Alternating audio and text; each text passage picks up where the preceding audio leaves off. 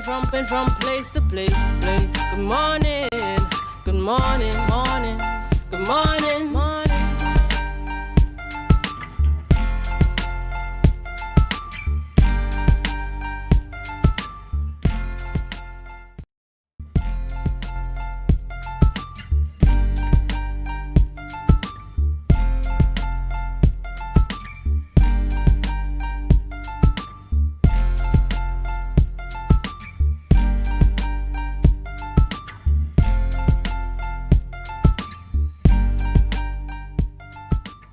Good morning, viewers, and welcome to Tobago Updates Morning Show. I am your host, Renessa Ortiz, and it's Tuesday, the 5th of May, 2026.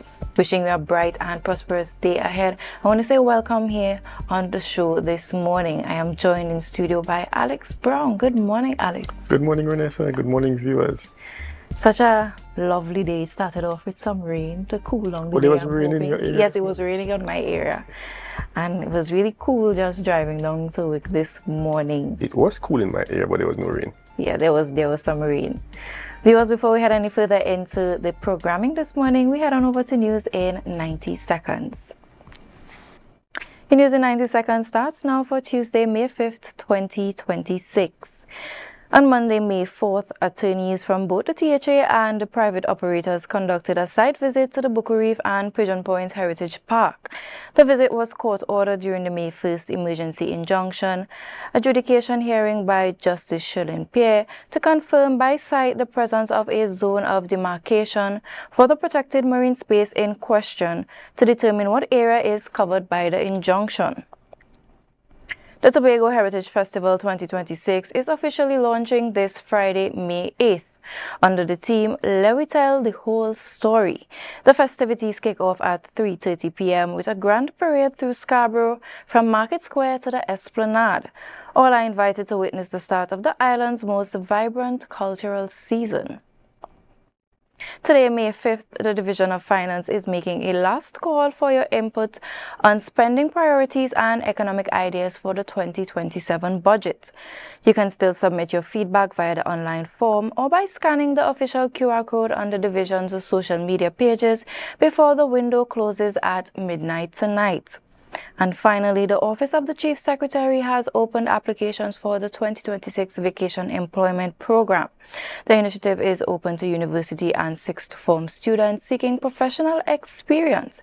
But is it inclusive enough? Tune in at 6:30 p.m. for the full newscast. So Alex, there we have it with our news in 90 seconds. We're seeing the 2026 Vacation Employment Program. I am always happy for these initiatives because as a young person, when I came out of sixth form, or rather when I came out of high school, most individuals, they look for job security, and it's very difficult when you're coming out of school, and you're looking for work. The first thing they usually ask you for is experience. It's an interesting thing. You can't get a job without experience, but you can't get experience without a job.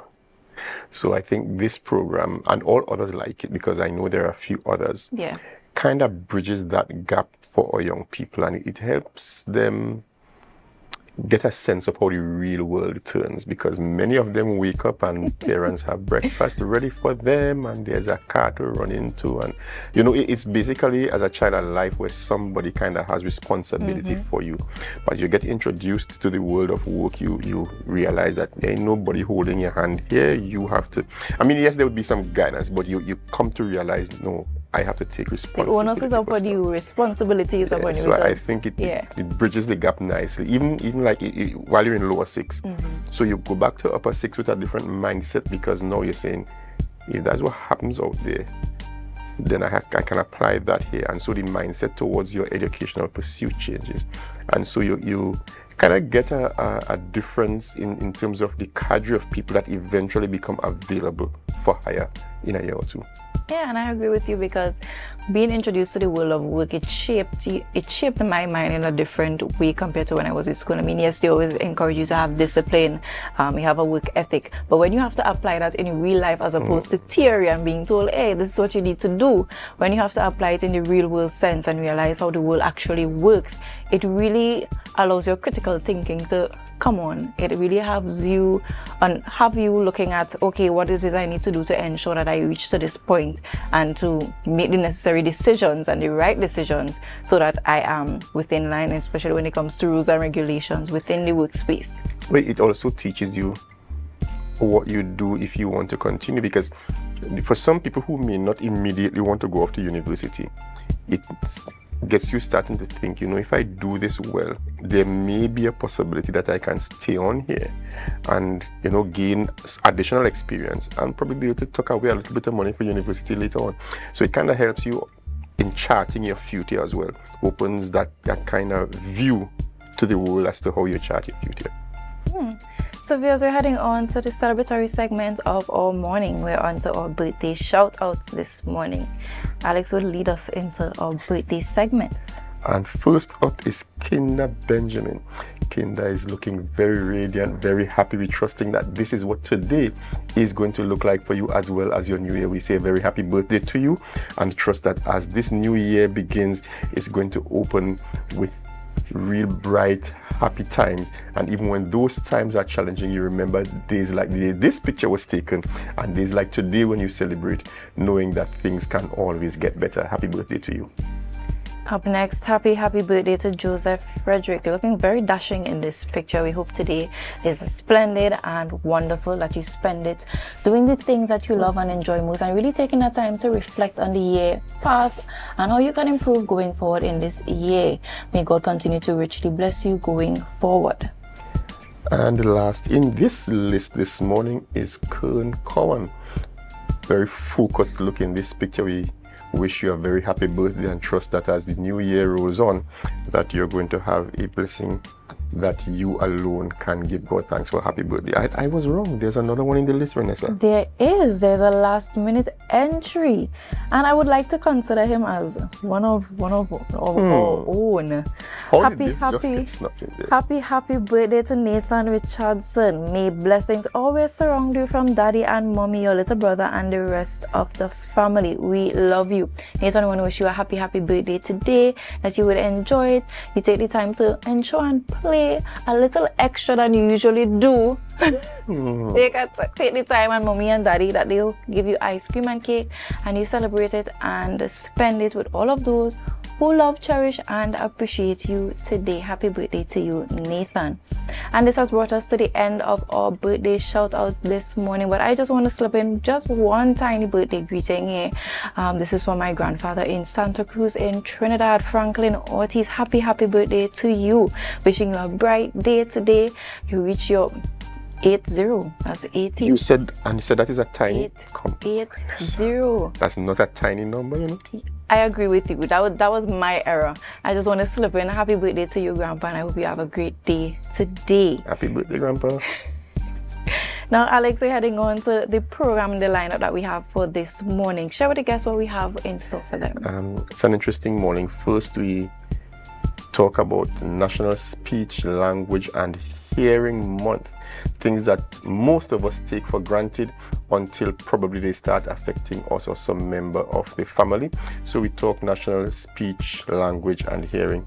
And then we continue 1 year in review. It's not the usual time of the year, like we said yesterday, that we do a year in review, but we continue our year in review and we talk national security as we see how things have unfolded from April of last year till this point.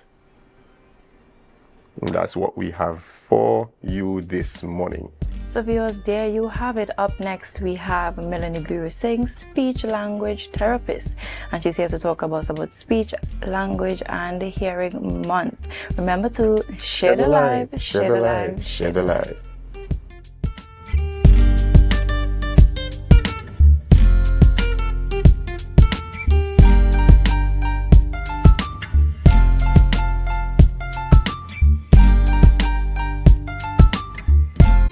Coming up, Spending quality time in Antigua and Barbuda, in the Carnival Zone, and with some ocean inhabitants. The kids delivered, as always, on the track and in the pool. The power to make a difference, supporting great initiatives in St. Kitts and Nevis. There's a true Jamaican feel amidst the grandeur at this hotel. Another milestone for Trinidad and Tobago tourism. It's all next on this station.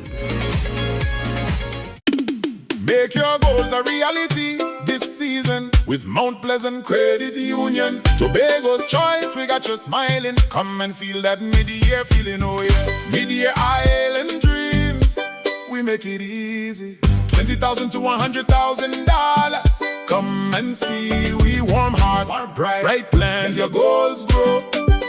Mount Pleasant Credit Union, Tobago's choice. You know, every loan wants to prove more reasons to celebrate. Chance to win big, doesn't that feel great? Up to $3,500 in exciting gift certificates. Share investment starts as low as $2,500. Mid-year island dreams, we make it easy. $20,000 to $100,000. Come and see, we warm hearts, bright plans. Let your goals grow. Mount Pleasant Credit Union, Tobago's choice, you know. Yeah.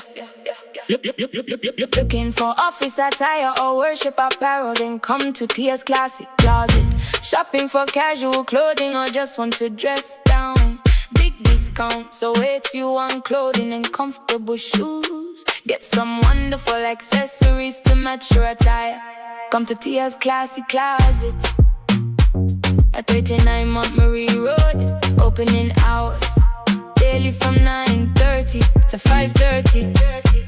For more information, call 710-168-99999. Okay. 335, 336, 337, 338, 339. Counting on your fingers again. No wonder you lose your business. Grandpa, thanks for helping me start over. You not lucky in business, you know. As a child, you tried to sell hog plum. That failed. As a teenager, you and your boyfriend tried to break into the jewelry business. But hey, where that boy end up? He live in Aruka in the Grove. The golden one. Oh, child, if you want to get into business, you have to have your financial records intact. But hey, do you know your numbers? Of course, 624-333. No, child, your numbers, your ratios, your equity ratios. You have a financial handicap. What? You need to see somebody about that. Anderson. Who? Anderson in Trinidad and Tobago, they offer tax and accounting services. They know about financial management. Grandpa, I started this business with nothing. And nothing is what you will end up with unless you call Anderson Services. Here. Okay, this card is nice. Yeah. What's this? Your rental fee. Have business will pay rent. Hot and groovy in the soca party.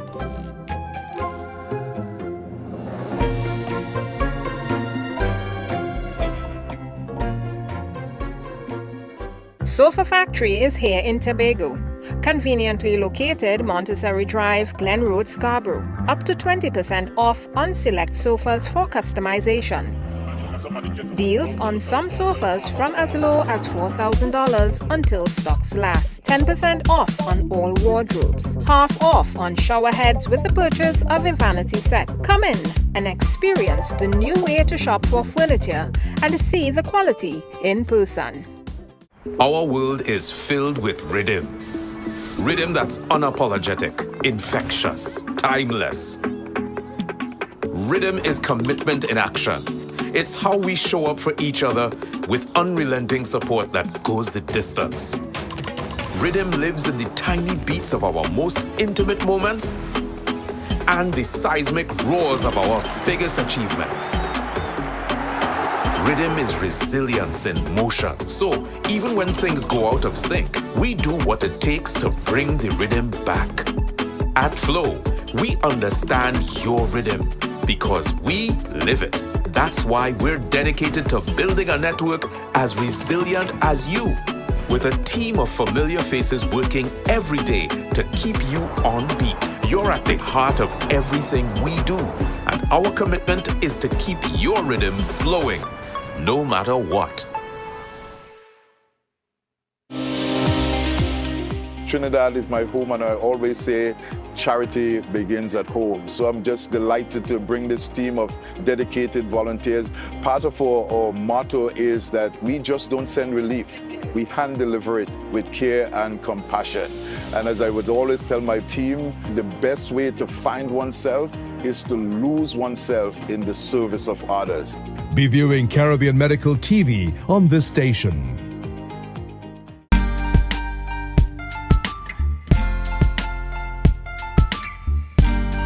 Put a smile on your face when you're moving from place to place. Good morning, good morning, morning, good morning, morning.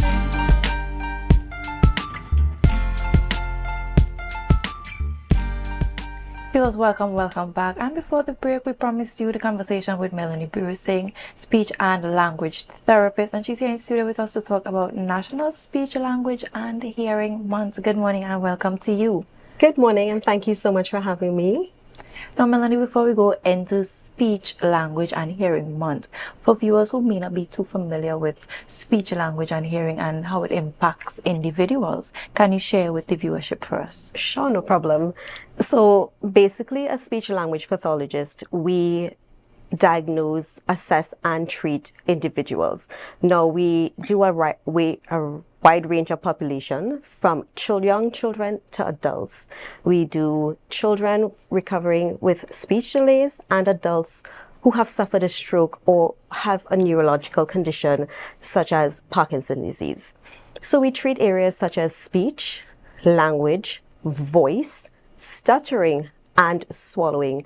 A lot of people don't know that we also target swallowing in adults. So after a stroke, some individuals may have difficulties with swallowing. So we also treat that. Oh, yeah. This is very interesting. Do you mind sharing with us how you go about that technique in terms of helping them with the swallowing? That's very interesting. So I'm at Scarborough General Hospital, and we have services at Scarborough General Hospital, Roxborough Hospital, and the Child and Adolescent Center. So when I'm on the adult medical ward, we do bedside swallow. So we do a 90 milliliter water trial. So it's a water analysis. And we just palpate their swallow. We look for overt signs of aspiration. So if they have a cough, we're like, okay, if they throat clear, things like that we look for. Sometimes patients violently cough. That shows us, hey, something is blocking that airway. We need to step back. We also do a solid swallow screen. So we give you, unfortunately, a dry Crix. And we give you peas and we ask you to chew it. The dry Crix test. Yes. We ask you to chew it. We're looking at your good mastication, manipulation of that food, making sure we can use that tongue to clear whatever residues that mouth. And we're also looking at the time you take to chew and that bolus transit. So all those things we do at the hospital. Well, yes, it's a wide range. This is very interesting because it never occurred to me, and I don't think I ever heard it before, that swallowing could become difficult after a stroke. Yes. You know, I found it quite interesting. I was hearing that sometimes people develop these issues not because necessarily they were born with them, but at least I heard of some, and this is very, very recent, heard of some children who lost the ability to hear or to speak after a fall as a child. Yes. And so tell us some more about the things that can cause impediments to speech and so first, things could be you can born with them or they can be acquired. So that's a whole different conversation there. But these things can be treated. If you have a speech or language difficulty, we can treat you. Most of them are treatable. So after we assess a child, we tailor a treatment plan specifically for that child. Not everyone's child or adult treatment is the same. So we look at you, we say, okay, we need to work on these goals. We target these goals, and that's what we're going to work on over a period of time. So again, not everyone is the same, because we have people saying, oh, well, this one had this and they worked on this. We need to assess. That's why assessment is very important. Early intervention is important. We need to get them in. And parents, if you think or you have that instinct, parents have an instinct, you know, hey, Johnny's not doing a first word by this age because you have developmental milestones. Come to us.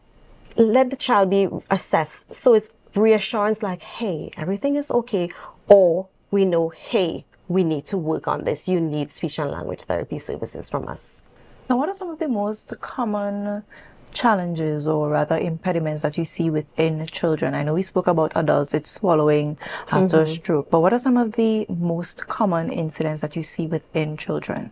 We see speech sound disorders, and we have difficulties in sound, producing words.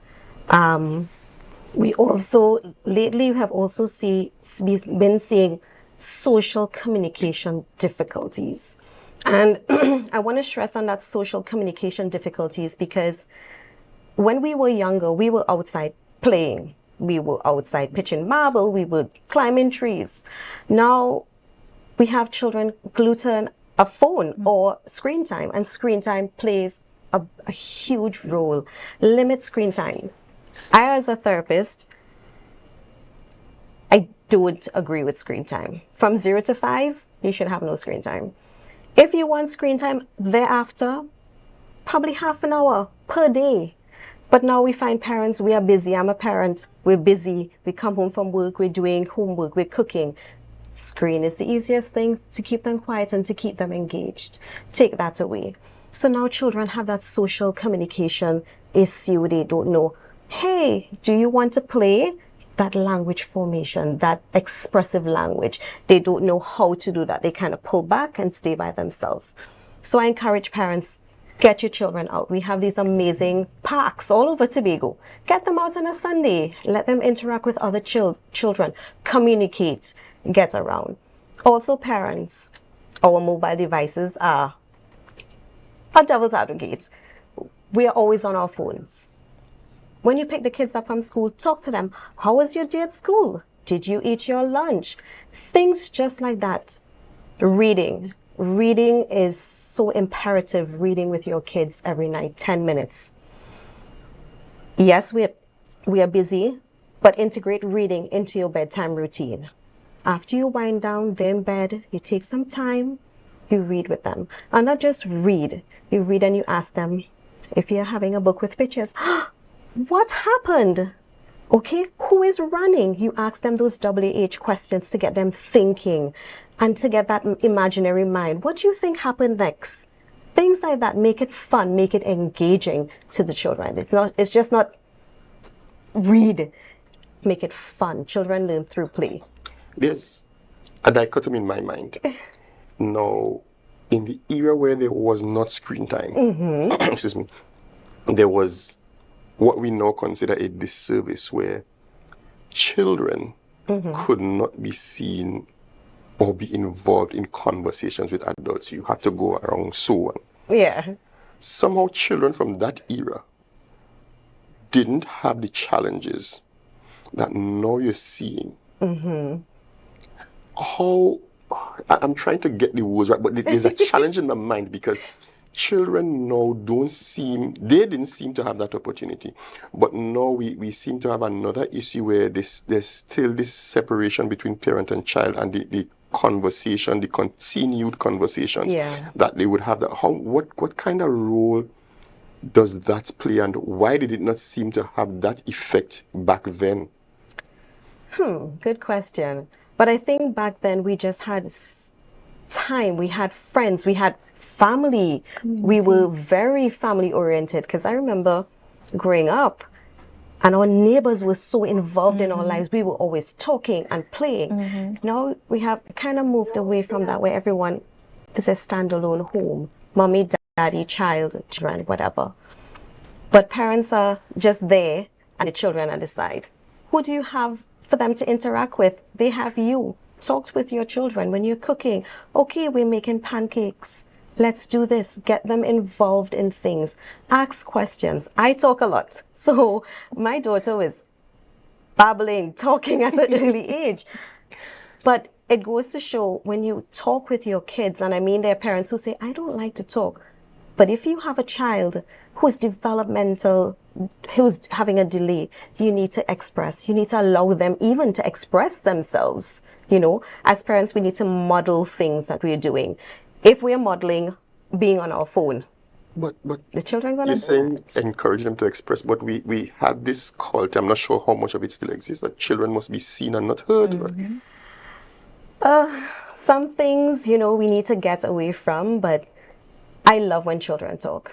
I see children at the Child and Adolescent Center, and I love when they come in, "Hi, Auntie," and they're talking. Some speech may be intelligible and some is unintelligible, but I'm hearing words, I'm hearing songs. I'm like, yeah, and I model it or I recast it. Yeah, Auntie has toys. So doing those things with your children, you're correcting them, but not necessarily saying no. We're saying, hey, let's try that again. And we model it in a correct way. Using a nice soft tone, we want it to, again, be engaging. We don't want them to think we're being strict, you know.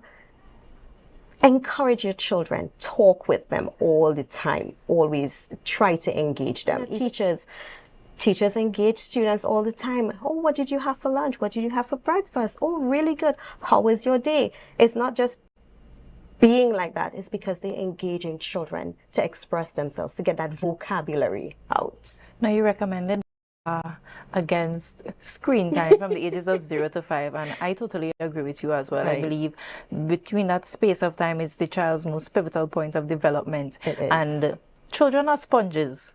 They are sponges. They absorb everything, the right and the wrong. What about instances where even after 5 years old, maybe from that age of 0 to 5, they were developing, they were speaking, they were very outgoing, very intelligent in terms of how they relay their information to the parent, and the screen time started being introduced and there's a regression? What is your recommendation or something that you would think? That's me. I cut everything. Yeah. If there's a regression, you have to look at what did you implement. Look at take a step back and think, what happened here as a parent? So if the screen time is causing a regression, then you need to take that away. Now, I'm not saying all screen time is bad. There are things where they're educational games, they're interactive games. My daughter used to look at Dora or National Geographic that you have to answer. Where is this? And she'll shout out XYZ, you know. But you want it to also be educational, not just on the iPad doing some random thing. It must be able to help and impact their growth, their development. So yeah. How much of an impact does hearing have on especially developmental speech? Hearing has a huge impact. So we have newborn screenings. We also ask parents to have newborn screenings, because if a child can't hear a specific sound, they can't produce it. So audiologists, they have something called a speech banana, and on a speech banana, I'll show you guys after, they have different sounds at different decibels, and you want them to be able to hear the sounds. So before a child is enrolled in speech and language therapy, we always ask the parents to have a hearing screening done. So when the report comes to us, we know, okay, they're hearing sounds. If they have hearing loss on one side or they're not hearing specific sounds, I'll know, okay, I can't talk in a high-pitched tone. I'll have to lower my tone, or they can't hear specific sounds. We work on that as well. So for the event on May 14th and 15th, we are offering speech, language, and hearing assessments free to the public. So on May 14th, we will be at the Scarborough Library in the Ann Mitchell Auditorium. And on May 15th, all roads lead to Roxborough. We are in Roxborough Hospital. You seem to be excited about that. I love Roxborough. I feel like sometimes we leave out the countryside, and I work at Roxborough Hospital and I'm there. But the event starts from 9 a.m. to 2 p.m. We do have a link. It's available on our social media platforms on Tobago Regional Health Authorities, Facebook and Instagram. The link, you click the link, it is mobile friendly. You fill out the form. We're asking all the register to fill that spot, because we don't want you to come and then we're filled. Please register. If you have any questions or concerns, you can call us at 660-4744, extension 3175. Let me give you that number again, 660-4744, extension 3175. So, now I have two questions actually. Okay. When you mentioned that you have to speak in a specific tone, especially when it comes to the speech banana, I started thinking about what if in times gone by there were parents who had children they were speaking to the children and they realized the child isn't listening and they would say, she's hard of hearing, listening. How many of those children have gone undiagnosed up until adulthood? Yeah. And not only that as well, how involved is the education system, especially working closely with the speech and language department, because there may be children who are in school. Is there training that teachers undergo that they can identify some of these things? Is there sensitization trainings going on with the Division of Education? Because there may be parents who really may not be paying attention to their children and the teachers may see it. Yeah. So we also, even though your child was not screened at birth, if they're 4 or 5, we do ask you to go get a hearing screening, and it's at Dretche in Trinidad. Now, I know the Tobago Regional Health Authority, in collaboration, I think, with the Division of Education, they do hearing screenings through an outreach program, and eyesight, it's a whole work that they do. We do something like that. Not with speech and language, but I believe it's under primary care services on the Tobago Regional Health Authority. But we do ask parents to get a clinical hearing screening. So you go into the booth and they do all their screenings there for them. So it's always, even as you guys, if you think, go get a hearing screening. As the older we get, we lose that. Yes. Yeah. That's critical. Now, Ms. Bracing, we want to thank you so much for coming this morning. I know I was enlightened. I'm sure Alex was enlightened as well. Especially when you spoke about the swallowing aspect and also that speech banana, and in terms of having to speak to a child in either high pitch or low pitch, depending on where they are on that range. I want to thank you for the time that you took to come and share with us, and really share with us so that we are more aware, not just ourselves but also the viewership.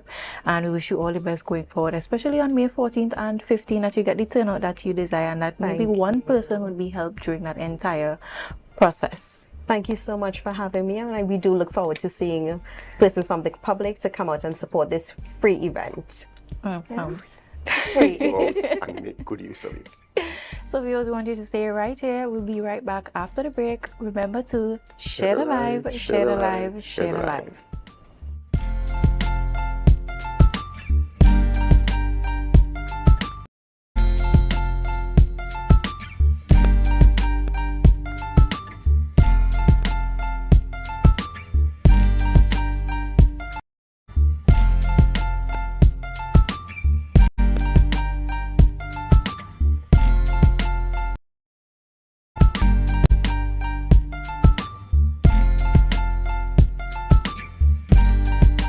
Welcome to Tobago Glass Supplies Limited, where innovation meets excellence and the service reigns supreme. Our commitment is to provide high-quality, innovative aluminum, vinyl and glass solutions for both commercial and residential spaces. At TGSL, we don't just meet needs, we exceed expectations. Our range includes the finest aluminum cladding options, setting new standards in durability and style. Driven by our passion to elevate, we aim to be the leading supplier in the Caribbean market while retaining our identity as a family-owned business. Because at Tobago Glass Supplies Limited, it's not just about products. It's about relationships, it's about you. Innovation, quality, service. That's Tobago Glass Supplies Limited.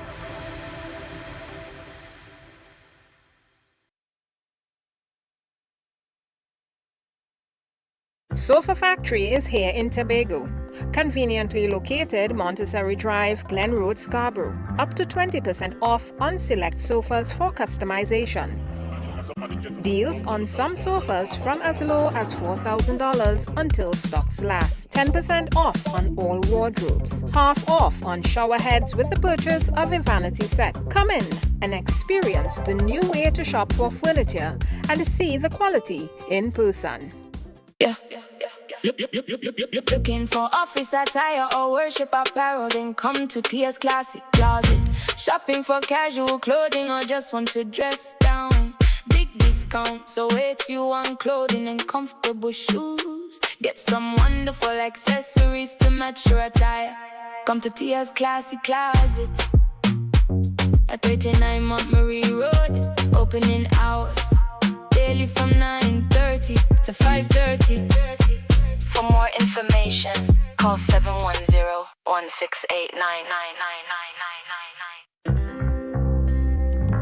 The Caribbean is more than just a place. It's a spirit, resilient, vibrant, and full of possibility. It's who we are at the heart of everything we do. For over 150 years, we've been right here, invested in the Caribbean, its people, and its progress. And today, we're going even further. We're deepening our commitment to the region, continuing to invest in the networks, services, and digital solutions that move Caribbean businesses forward. Whether you are a mid-sized business or multinational player, we bring you resilient connectivity, personalized service, and tailored IT solutions, all powered by local teams that truly have your back. We're here to help you navigate challenges, grow, and achieve your goals with practical solutions, reliable networks, and a partnership rooted in trust and your long-term success. Liberty Business, rooted in the Caribbean, committed to you.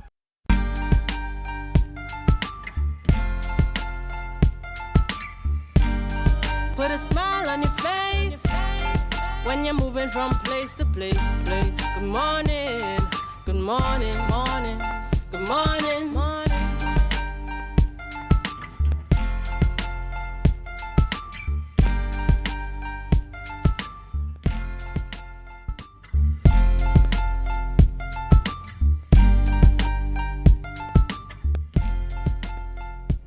Viewers, welcome back. As promised, we're talking government's 1 year in review, and we're talking national security. We joined this morning virtually by Mr. Gary Griffith, former Minister of National Security, former Police Commissioner.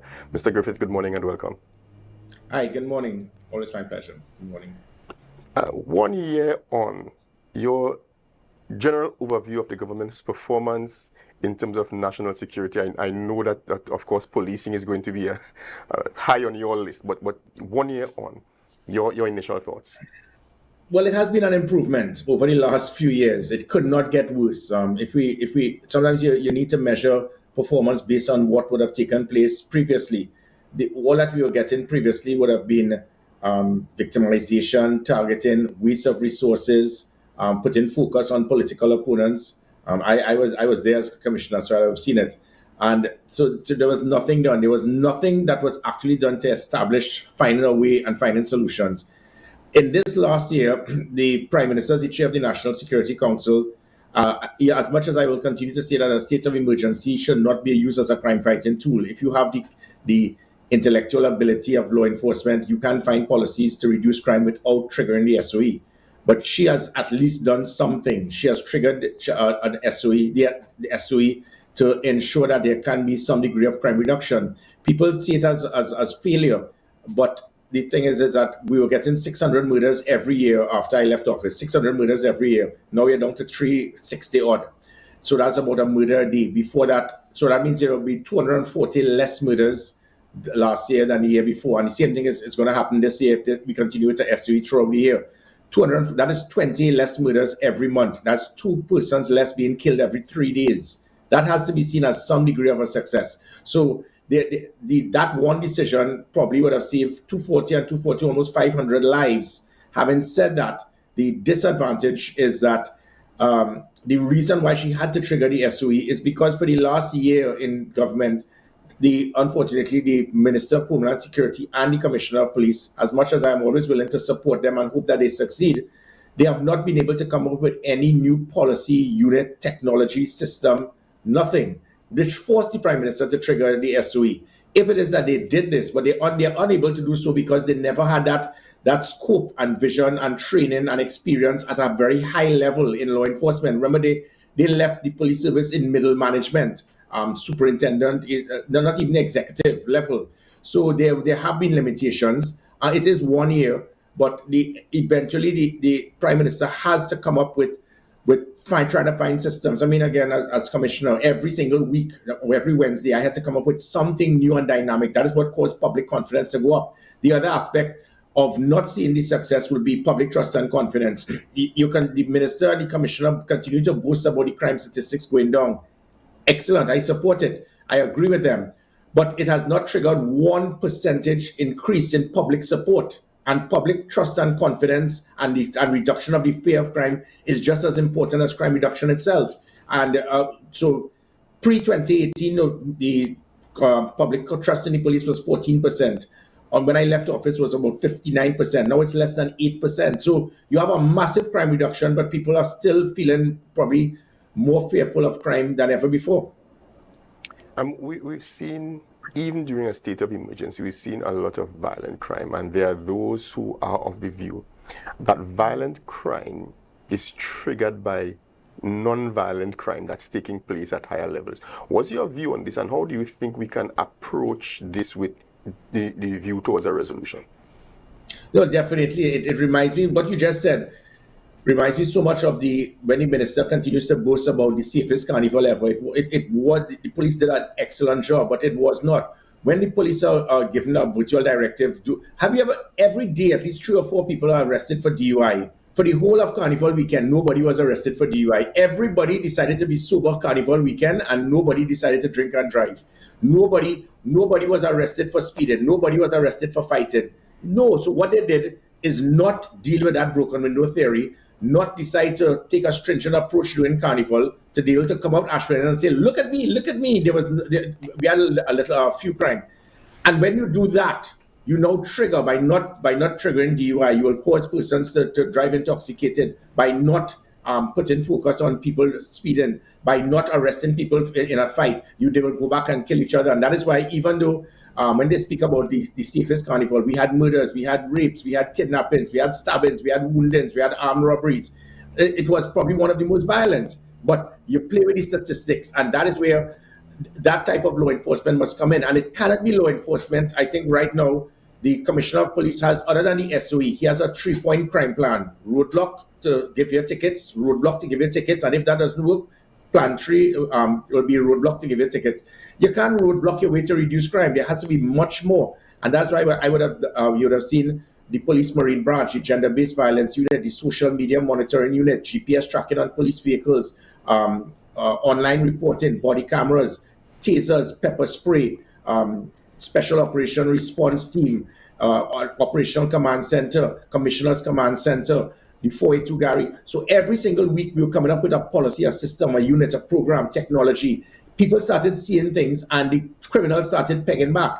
The criminals are only pegging back now because the SOE allows the commissioner the option to arrest anybody who he feels can break the law. So if you arrest all the persons who you feel, all the shooters, all the kidnappers, all the gang leaders, all the rapists, all the kidnappers, without evidence, obviously crime will go down. But it is not transforming the police service. It is not going to make people feel safer. So by not dealing with these specific issues through proper policing to provide that deterrent, to provide that rapid response, then you're not going to solve the problem. As soon as the SOE is lifted, these same individuals are going to come back, and the crime is going to drastically increase. White and blue collar crime is something that often we don't talk about, and probably because even in the media they don't get focused on as much. How do you see those as affecting the violent crimes that we see in the society? Oh, definitely there's a link. I recall we had 3 or 4 units dealing with white collar crime in the police service, and they were all operating in silos. The cybercrime didn't know what the FIB was doing. The FIB didn't know what the fraud was doing. The fraud didn't know what the ACIB was doing. And that is where, for the first time ever, the police had what was known as a white-collar crime unit. So you had the cyber crime unit, they had the Anti-Corruption Intelligence Bureau, they had the Financial Intelligence Bureau, they had the Fraud Squad, all four coming together, assembling, getting the information, combining it, because sometimes the ACIB and fraud will be investigating the same individual, but not realizing that the two units dealing with white collar would have been dealing with the same matter. So what we did was collaborate the information, and we actually moved to one major building. That is what, because I saw the importance of trying to deal with white collar crime. In fact, even as Minister of National Security, I was the first person to draft what was known as civil asset forfeiture, because many people outside, they attack the police and believe it's very easy to deal with white collar crime. It is not. These individuals out there are so, especially now in this era of technology, they are so sophisticated in finding ways to beat law enforcement. So what I did is, okay, we can't find a way to dig in and understand, because you can circumvent funds, siphon it in a different manner, have all sort of slush funds, and it's difficult for the police to pinpoint. What it is that we could do, which what I did, was that civil asset forfeiture. You have 3 yachts, you have 5 massive houses worth $10 million each. You have millions in your account, but we see that you have a salary of $3,000 a month. Tell us how you got it. If you can't explain how you got it, then we seize it. And the previous Attorney General, he actually put emphasis on it, so it became law.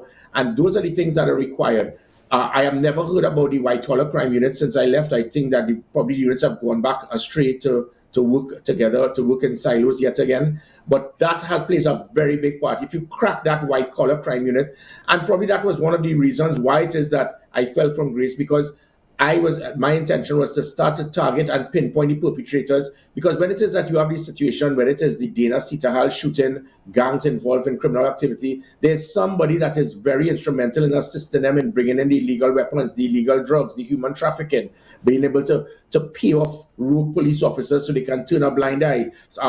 And even within the police service, when there's a reason when all the GPS tracking I had on all police vehicles could be removed and now no longer monitored at an operational command center, you allow a police vehicle in Move On now to go down to the west to transport drugs or to escort criminal elements. And those are the things that are required. So when these things were removed after I left, it must give reason to believe that could not be incompetence. That would involve certain rogue elements in the police service that saying, he has left. It's my time now to return to my traders being involved in criminal activity. Now I'm just going to shift the conversation back a bit to policy. We've seen several legislative discussions and proposals over the past year. Are there any proposed bills or policy directions that you believe were rushed, ineffective, or were just lacking proper consultation? No, I think the Attorney General is the one person. I think he has been dynamic. The things that he has been doing, to ensure that we can ensure that laws can be established to assist in crime reduction.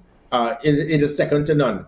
The problem lies is that when you have all of these laws and it does not mesh hand in hand with operational policies. So you can't have a law and then you don't have the ability to operationalize it. It reminds me so much of the situation when we had with gangs and we formed the anti-gang law. And up to now, 15, 20 years later, since that law has been established, a handful of persons have been arrested based on the anti-gang law. It is still easier to arrest the person for criminal activity, whether it is shooting or wounding or whatever, and then in the back end, see if we could get them to be charged. Laws could only be effective if you have the persons with the capability to operationalize the laws. But there are other laws, I think, that should be put in place. It is very disheartening for the police to arrest somebody with an assault weapon that can kill 35 persons in 3 seconds, and they go to a judge, and the judge will send that person free back on $50,000 bail. He will then go out there, put a hit on somebody to get the $50,000 to pay whoever he borrowed the money from.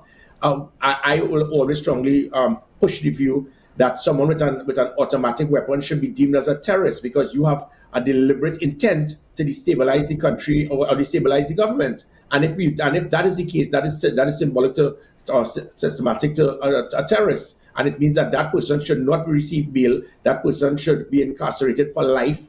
And if those things are done, that will have the ultimate deterrent for these individuals. But now every little gangster and his dog has an automatic weapon, as I said, that can kill 35 persons in 3 seconds. It is just by the grace of God that this country has not seen what we would have seen in so many cities in the United States, with one person wanting to put a hit on somebody and he decides to trigger from single fire to automatic and spray a place. We are speaking about 2-3 dozen persons being killed in a few seconds because that one person in that one bar or restaurant or social activity, you would want to target him and everybody gets sprayed. That is how serious this is, and most governments have not taken this. I remember when I actually mentioned it, the previous Prime Minister Keith Rowley foolishly said that Gary Griffith wanted to charge everybody as a terrorist. He was clueless enough to understand, no, Keith Rowley. That's why you were thrown out, because of those type of ignorant comments. You can't have individuals with assault weapons and it is deemed as a simple misdemeanor that you could just get bail and go back out onto the streets. So I know the AG has done tremendous work in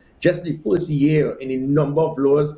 And obviously the Prime Minister would have had some input as an attorney herself, but the laws could only be as effective as those persons in authority of national security implemented and operationalizing those laws. Mr. Griffith, you mentioned the issue of bail and why you think some persons charged with certain offences should not be allowed bail. But let's look beyond bail as a singular issue and consider that over the years we've had challenges in the society with the rate of processing through our courts, and sometimes some of the sentences we see for certain offences, even when offenders are found or persons charged are found guilty, without probably running afoul of the law and getting into problems with the judiciary. How do you think we can address some of these challenges? Because I know oftentimes the police feel that what happens in the court is kind of disheartening and discouraging for the work that they put in. What do you think can be done to address some of this where our courts are concerned? Well, definitely. Well, this hits so much home. So when I had the situation as Commissioner of Police, I led an operation. I understood that there was a family member of mine who was deemed as a stepdaughter of a minister. And whereas 99% of the country, if they were in my position, they would have tipped off their family member to tell her, get out. I did not. I did exactly what was required. I didn't shirk my responsibility. We made the raid. We arrested her. We charged her. And then when she is given bail, we have such stupid, foolish, dumb people, because of their political blinkers, continue to attack me because she's out on the streets. They are so stupid they don't even understand that after the police do the charge, the courts have the right and the responsibility to send them on bail. The same way it is that we have government ministers or previous government ministers on bail. But the people are so caught up in the politics, and the police are blamed when it is they do their job. This is very disheartening to police officers, that you put your life on the line, you arrest someone for all sort of different things, from drugs, rape, kidnapping, and then the very next day these persons can be back out onto the streets. And when it is that, as a security minister, when I push to have these type of charges, make it non-bailable, all of the persons outside, those people who seem so sympathetic, because the scales of justice in this country have always been tilted towards supporting the criminal elements than the law-abiding citizens.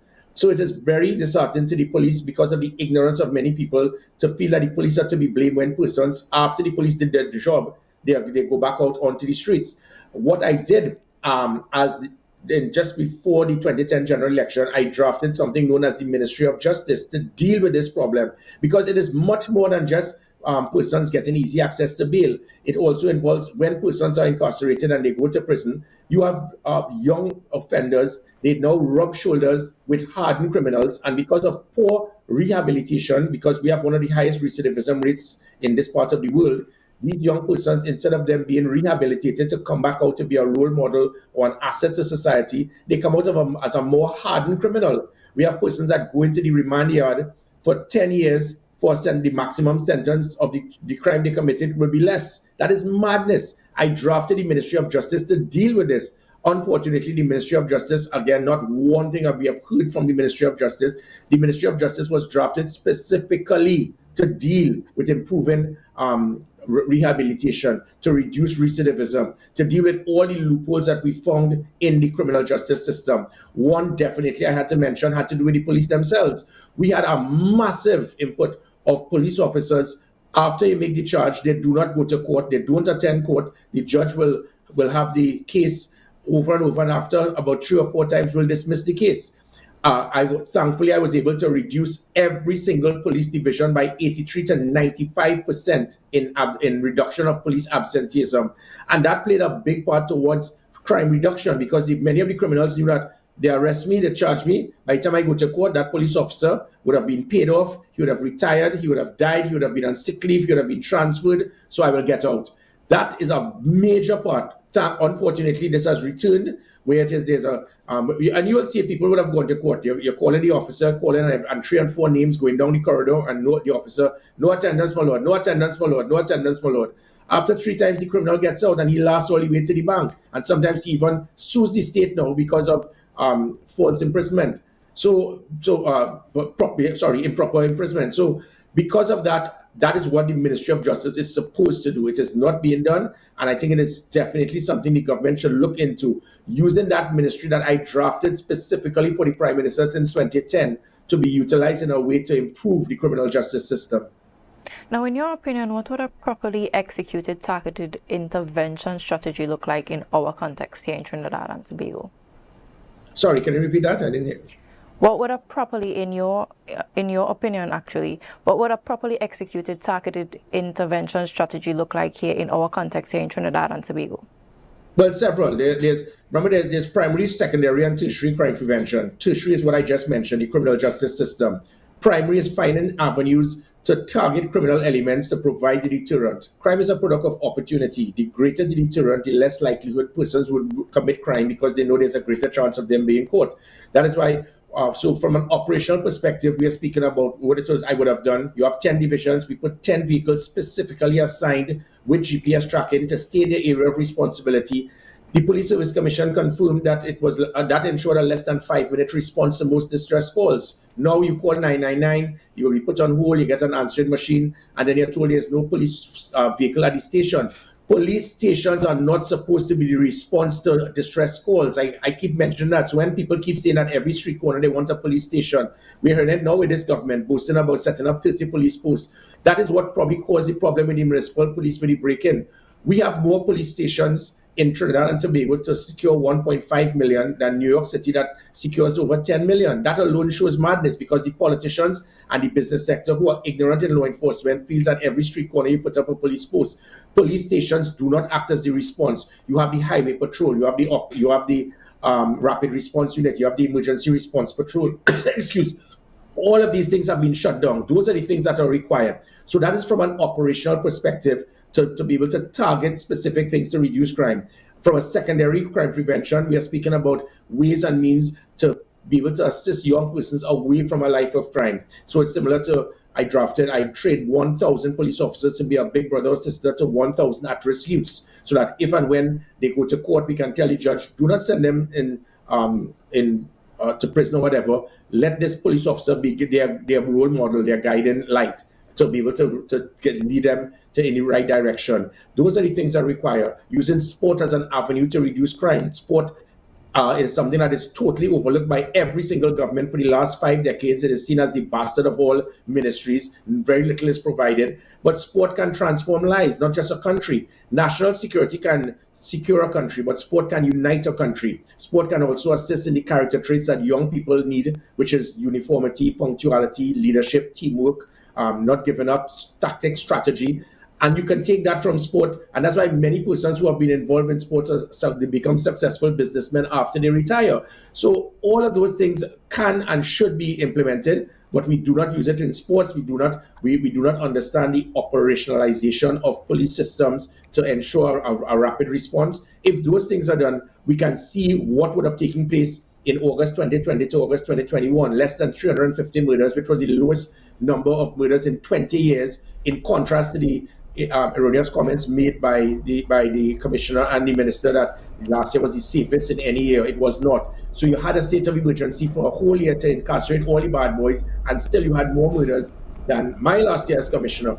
And this is not about me. This was about the police service, because when people criticize our police service, these were the same police officers just a few years ago that public trust and confidence was 59%.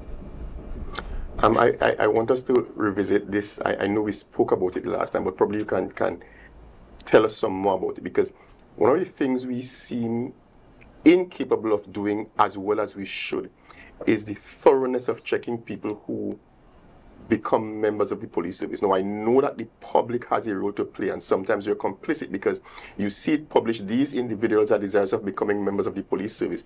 And some of us know some things that we should say and we don't. But how does the background checking impact on who becomes a member of the police service? Because I don't think that everybody becomes corrupt by becoming a police officer. Yeah, well, in the best that the police could do is what they are doing. I can give you that assurance. When I traveled to Canada, I looked at their Waterloo Training Academy, where most police officers are trained, and our training academy it puts so much emphasis in background check. They do so much to verify as much as possible that individual is of sound body and mind, and he or she is not involved in any corrupt or questionable activity. What I can assure you is that when those individuals join the police service, their intention is the vast majority. You can't give a guarantee that all 100% come into the police service with all the noble intentions to protect and serve with pride. And no police service and nowhere in the world could give that assurance. But ours is very high. What happens, the problem is not the actual recruiting. The problem is the failure to continue that mechanism to make sure that these police officers will understand that product of opportunity for you to utilize your position, we will target you. We will be able to put pressure on you. We will arrest you. We will suspend you if it is you do that. That is what is not happening.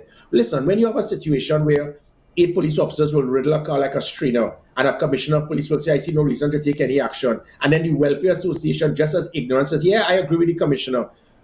Anywhere in the world, police commissioners have contacted me and want to know what type of banana republic police service we have. Because that triggers the mind of police officers.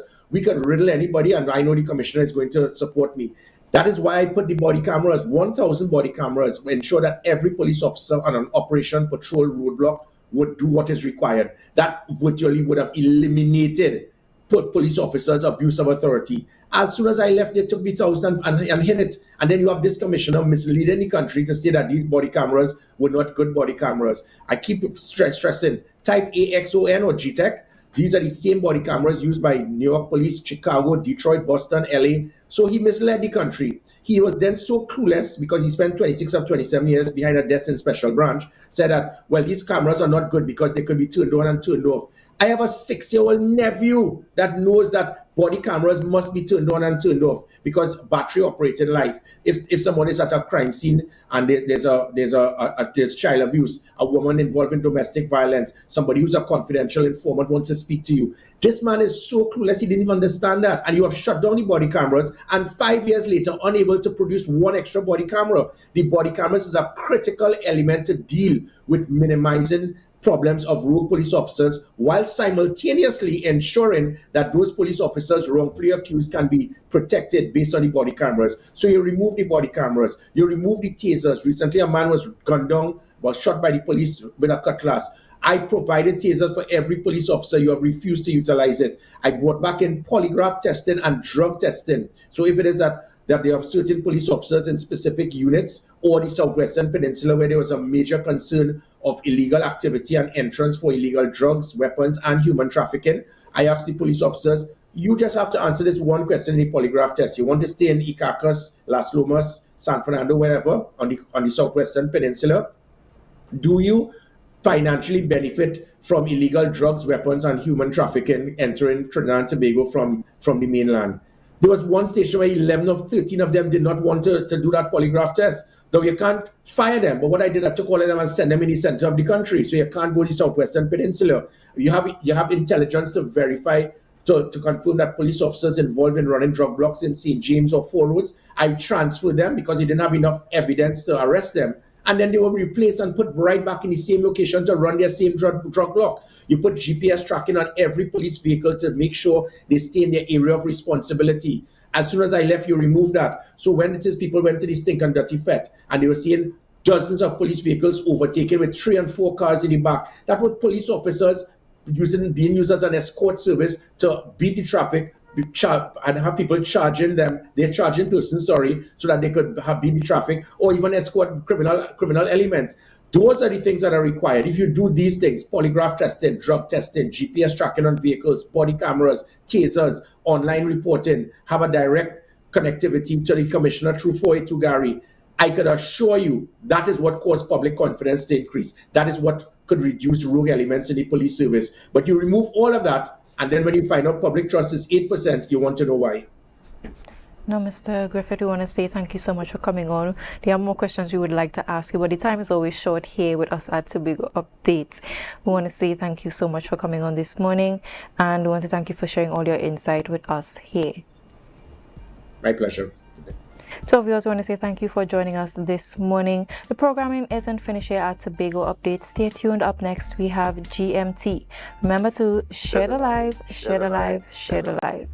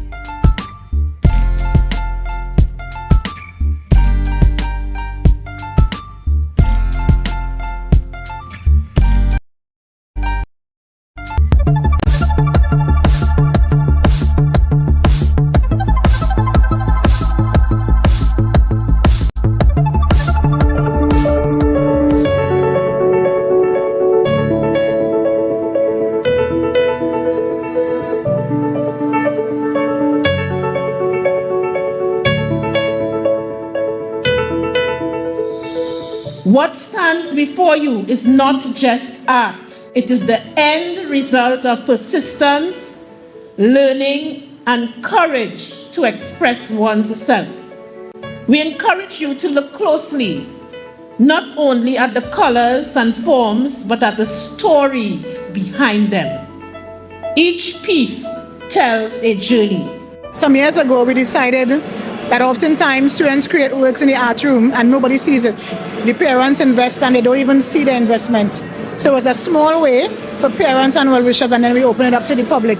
When you start seeing art as not just one-dimensional in terms of creating, but it also allows them to explore what's going on in their mind and their heart, they're able to interact with not just themselves, but the outer world. Oftentimes, artists are very closed off, and we are trying to force them within our academic environment to kind of broaden their horizons, because they're not just going to be interacting with persons in their village or in their family or in their churches, but we want them to see the global space. Paintings on this side are part of my fifth form collection, Caribbean Folklore, A Renaissance. Is basically reimagining the background behind Caribbean folklore, their story as to why they are the way they are. I have some sculptures from lower six, which one is, forgot the names of those pieces, but one is a hand with an apple in it that is basically showing how humans can corrode under desire. You can love something so much that you don't realize you're damaging yourself from within. I feel very proud. I feel like as a class we put in a lot of work, and as an art program, I really believe that this exhibition will help showcase the work and talent that Senior Secondary has, and I'm very happy to be a part of this. I am really honored to have been a part of this exhibition. I'm really proud of the work that we were able to put out. It was stressful. It was really stressful putting it all together, from the pieces to the setup and the lights, everything. It was really stressful, but it was all worth it in the end, as you can see. It's kind of just like a thing I grew up with. Like, I love to explore outside of I like to test boundaries, just go beyond. That's what the name of the business actually, Beyond the Box. You could see in the logo it has BTB, Beyond the Box. That's the entire idea, going beyond, going outside of the ordinary.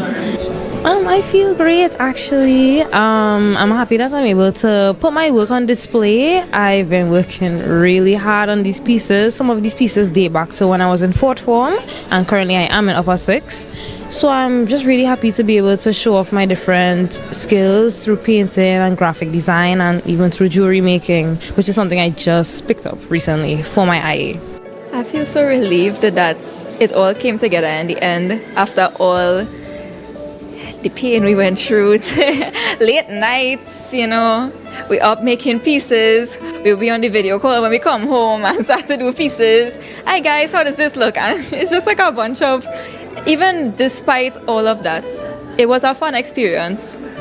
Just being able to help my friends, well, my classmates, they are my friends, you know.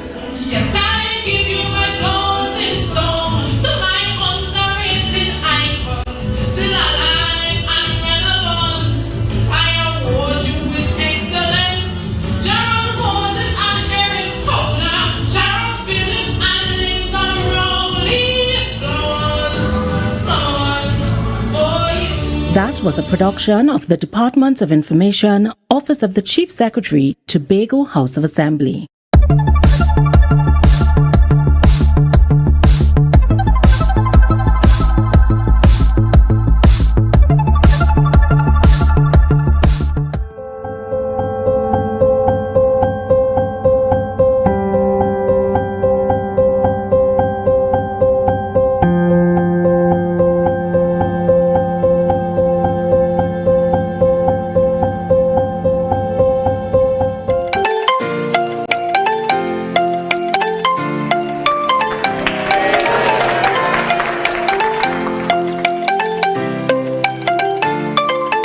Today we celebrate each of our autistic individuals who bring something unique to the families and the communities which they are part of.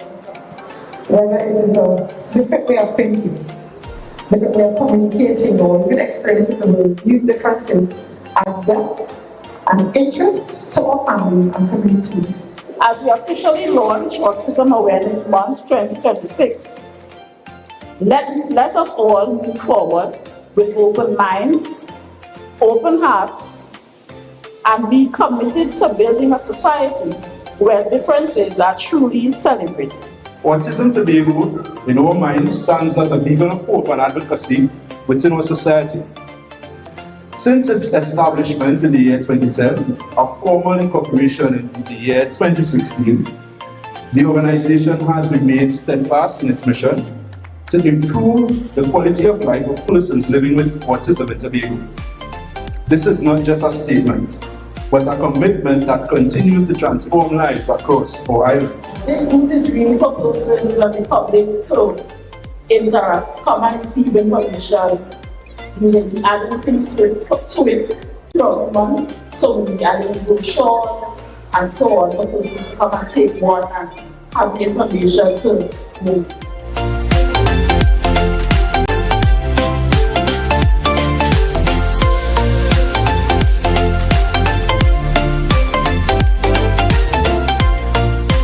That was a production of the Department of Information, Office of the Chief Secretary, Tobago House of Assembly.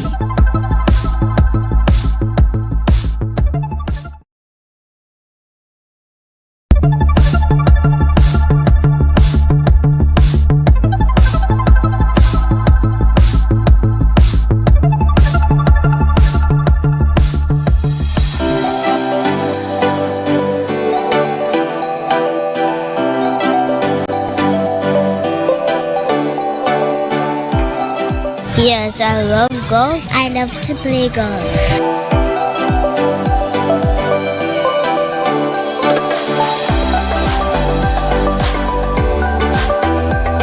Urban Golf Academy, this is the 4th annual School Golf Intercall, and the initiative to start this School Golf Intercall because all sports has an intercall, and we are in the schools and we are teaching this game of golf, pre-primary and soon to be secondary, right? So I came up with the idea, why not have a school golf intercall with drive, chip, putt and relay? And starting it off was a great success, and every year it has increased, and it just filled my heart with joy to see golf on the island, especially short game, chipping, putting and drive, promoting golf and the school golf intercall. Signal Hill has been a part of this golf intercall for the 4th year. Since its inception, we have held top school in more than 1 year consecutively.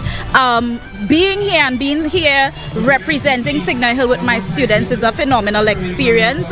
At Signal Hill, we encourage our students to take part in different activities, golf being one of the disciplines, several areas, and it allows children to express themselves. So we are truly excited to be here yet again. I want to thank Ms. Irvin for her coming with this novel idea and embracing it in such a way to it being what it is today.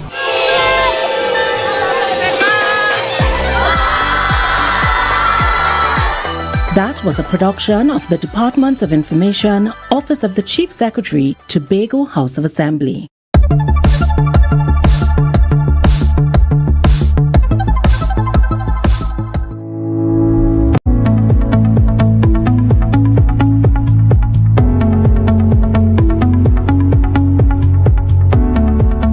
Today we are proud to officially open the Roxville Policy Club Computer Room, a space that represents growth, opportunity, and our commitment to empowering our community through education and technology.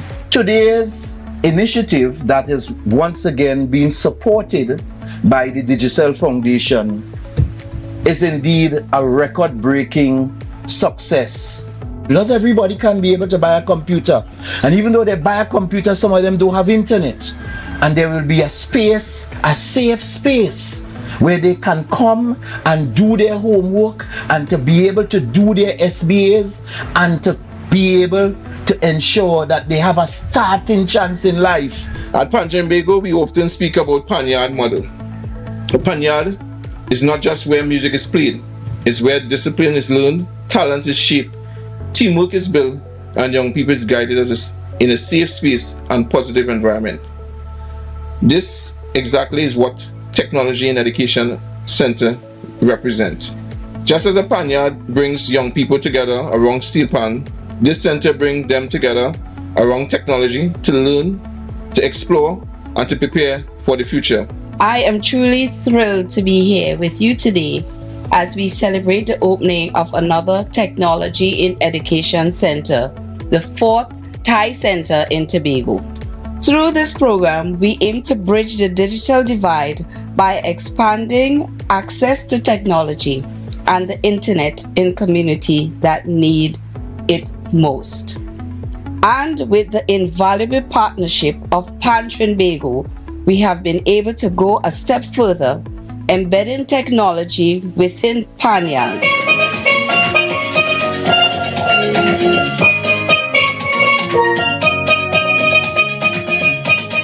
Just to say to the young people and all the persons who will be accessing this facility, you need to show ownership of it. You need to take care of it. And I suppose that in the not too distant future, knowing Mr. Hazel and the Policy Club, they're going to expand on it when they look at how many persons are accessing it.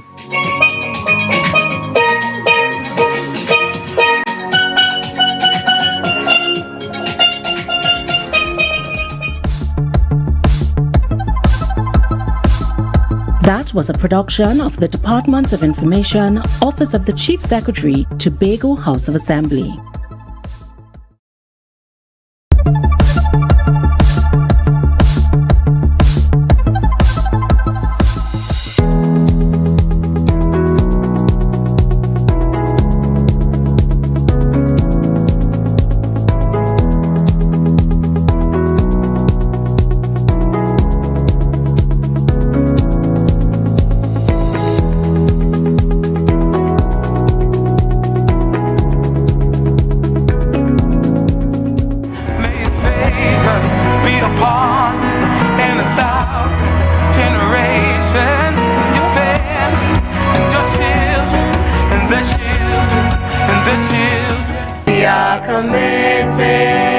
Committed to excellence, we chart a course, we forge ahead, achieving our goals, we set a standard, at Scarasec, we're committed to excellence.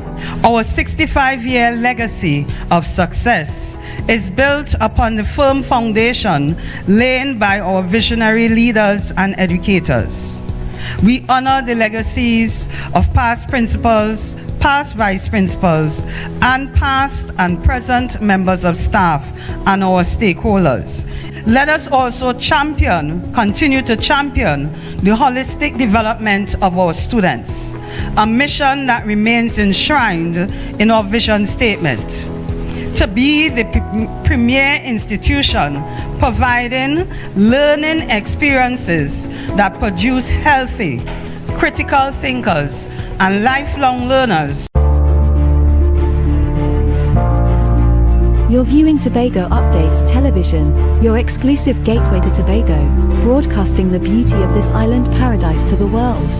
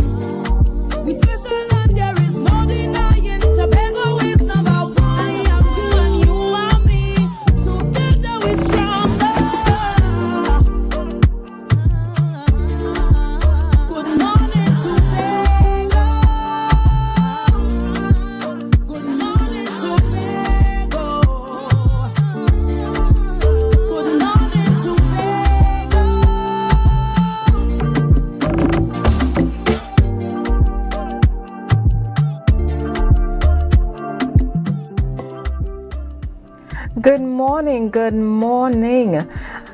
The sun is over the Atlantic. The coffee is brewed. Listen, we are here live in beautiful Scarborough, Tobago. I'm Jewel Green George, and this is GMT on Tobago Updates.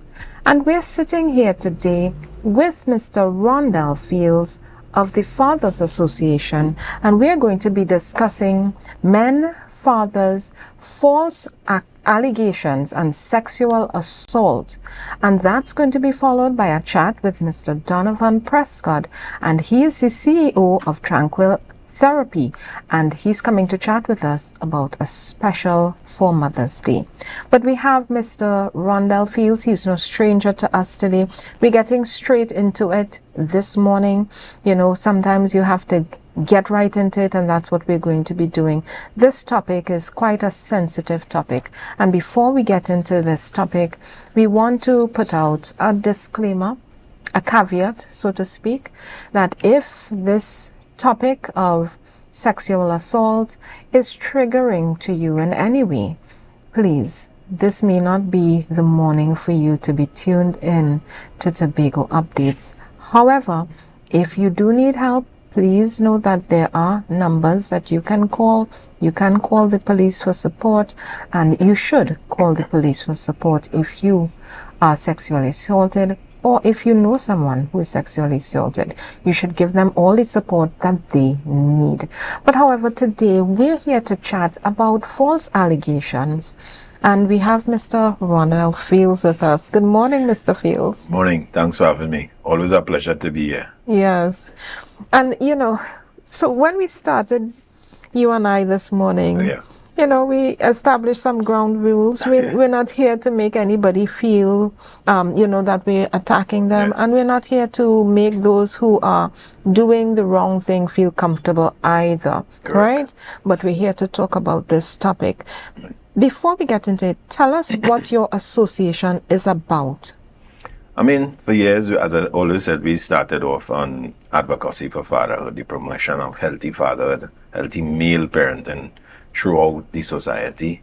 We've advocated for change and reform when it comes to legislation for parenting, when it comes to social relief and assistance, the custodial fathers who weren't able to get it before.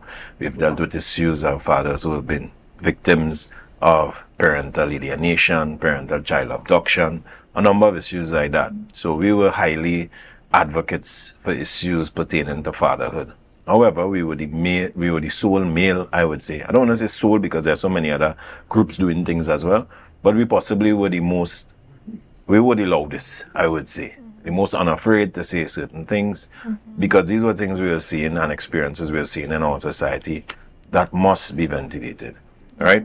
And it then spiraled out to men's rights. We then realized that some of the issues that we faced at fatherhood was just a subset of the bigger issue of men and some of the areas of abandonment that men face as well. And I mean, when we say men, I mean, it's also inclusive of, I mean, the younger form of a man, which is a boy as well, right? So we became advocates more so for men, boys, fathers, and every other form of it.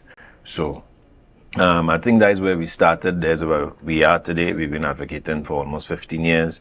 We've done so via social media, done so via mainstream media, done so via journalism articles, done so via special releases. So many different ways we advocated at the United States, the Congress already as well. So we've been regionally invited to seminars by prime ministers across the region. And I mean, it clearly had to be a topic that needed discussion. It clearly was a topic for the last 10 to 15 years that for some reason wasn't properly ventilated. And the thing is that I know when we started off, the automatic appearance, because it was so new, is what is a single father? We never heard about that. Or this is an anti-woman group and these kind of things. These were the initial reasoning, right? People were confused in some sense of a sort, but I can tell you now, the number of women that support us is amazing. There are some women who come to me now who at a point in their life, possibly 12, 13 years ago, they were mothers of sons and they didn't like me because what I was saying possibly was contrary to how they felt at that point in time. And they are now advocates of our, supporters of our advocacy because their sons are going through some of the very same things I advocated for so many years ago. So advocating for women's rights, advocating for men's rights is advocating for everybody's rights. And we need to understand that when somebody's advocating for women's rights, they're advocating for men also, because women have men in their lives. When someone is advocating for men's rights, they're advocating for women also, because every man has a mother, every woman has a father, and that's just how it is. No matter what your relationship is with your parent, you have one attached to you by the hip. I like how you phrase that, and it's not just a phrasing, it's true. It's true. Right? If you're advocating for men, you're also advocating for women. Correct. And if you're advocating for women, you're also advocating for men. Correctly. You know? And I think that is something that we need to really absorb. Correct. We need to ventilate a little bit more. Correct. It's not an anti-anything. Correct. It is simply support where we may not see the issue as a female that men are going through, and we may not see the issues that women are going through as a male. And I think that is just beautiful how you put it there. And if we don't understand either party's side and then want to come together to form a new family, and you don't understand issues that women go through, and women don't understand issues that men go through, what are we going to create? And that is the thing.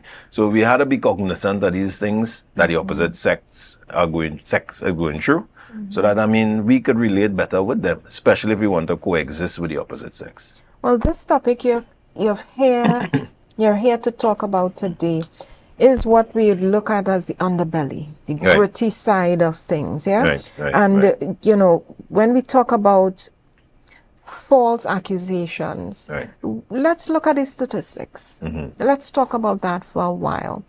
When we talk about that, the statistics don't say it doesn't exist. This is not a figment of somebody's imagination we're discussing here today. This is real. The statistics say it may be a small group of persons. Maybe, we're not sure.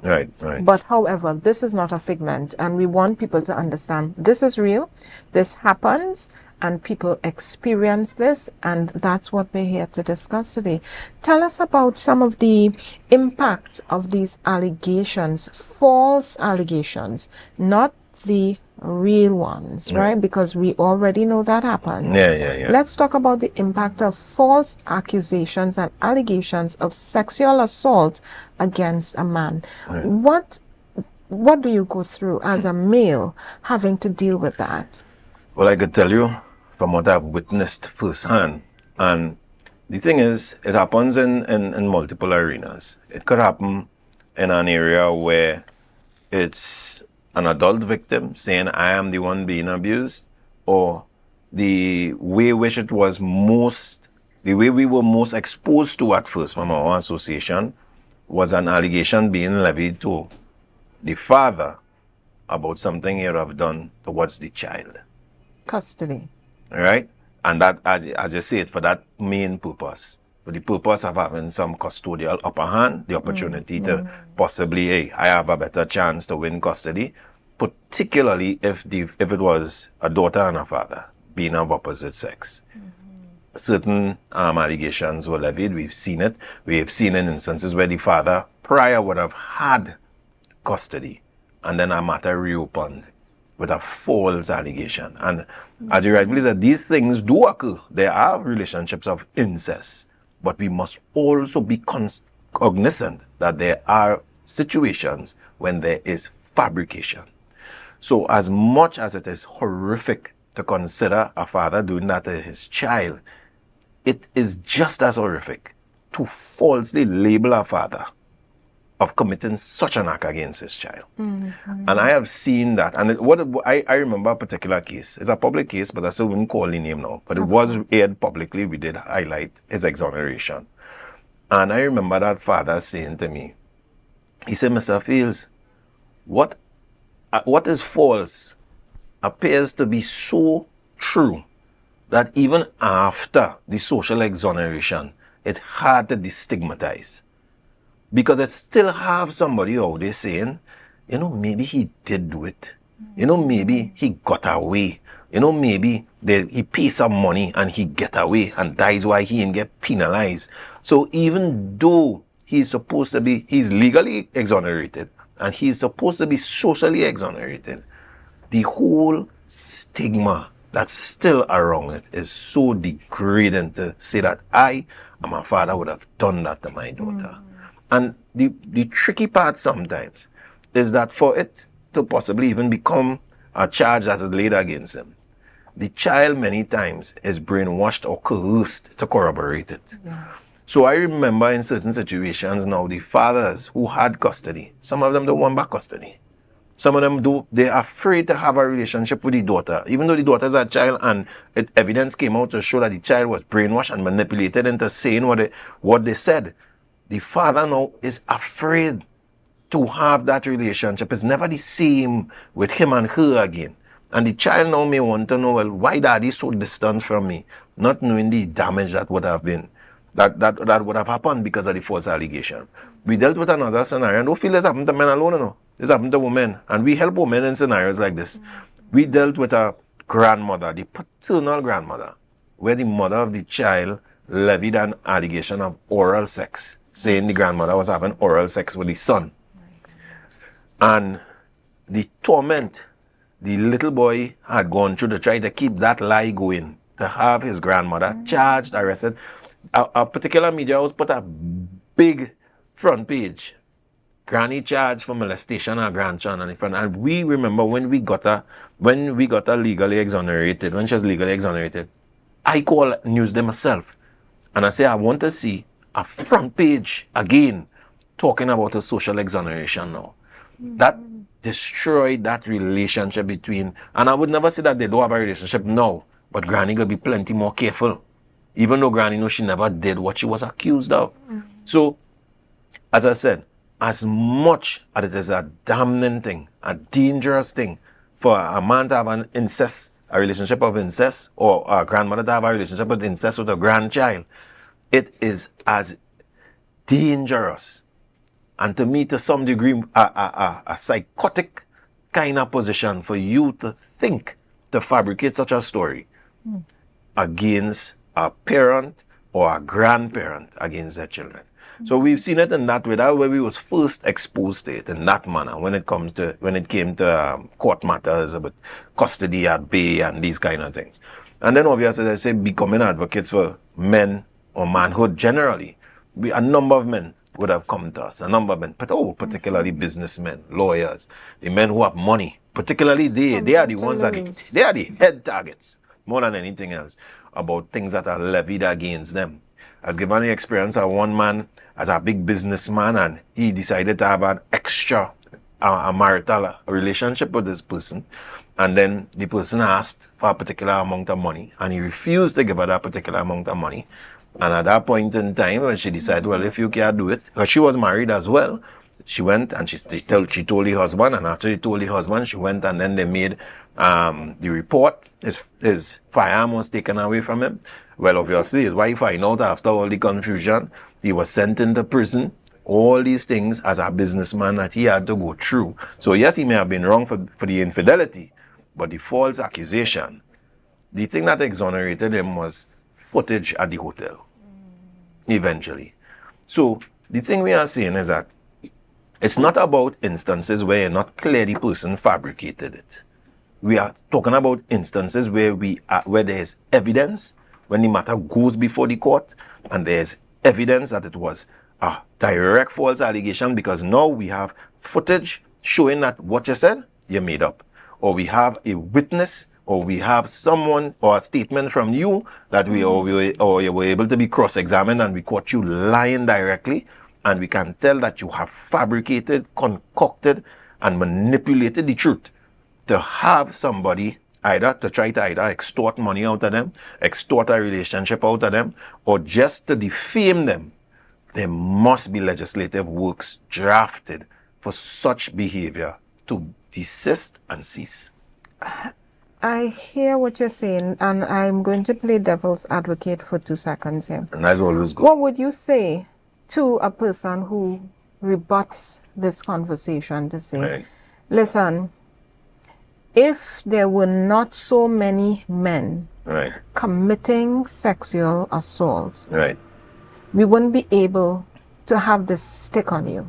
You see what I mean? Yeah. What would you say to a person like that? Because we are dealing with a high number of persons who are committing sexual assault, and they are mostly men, not all. Correct. And this is something that is this something you all talk to? And I don't want people who are in the viewing audience. I don't want you, if you're in the viewing audience and you know to yourself that you are a person who has committed sexual assault, we don't want you to be comfortable.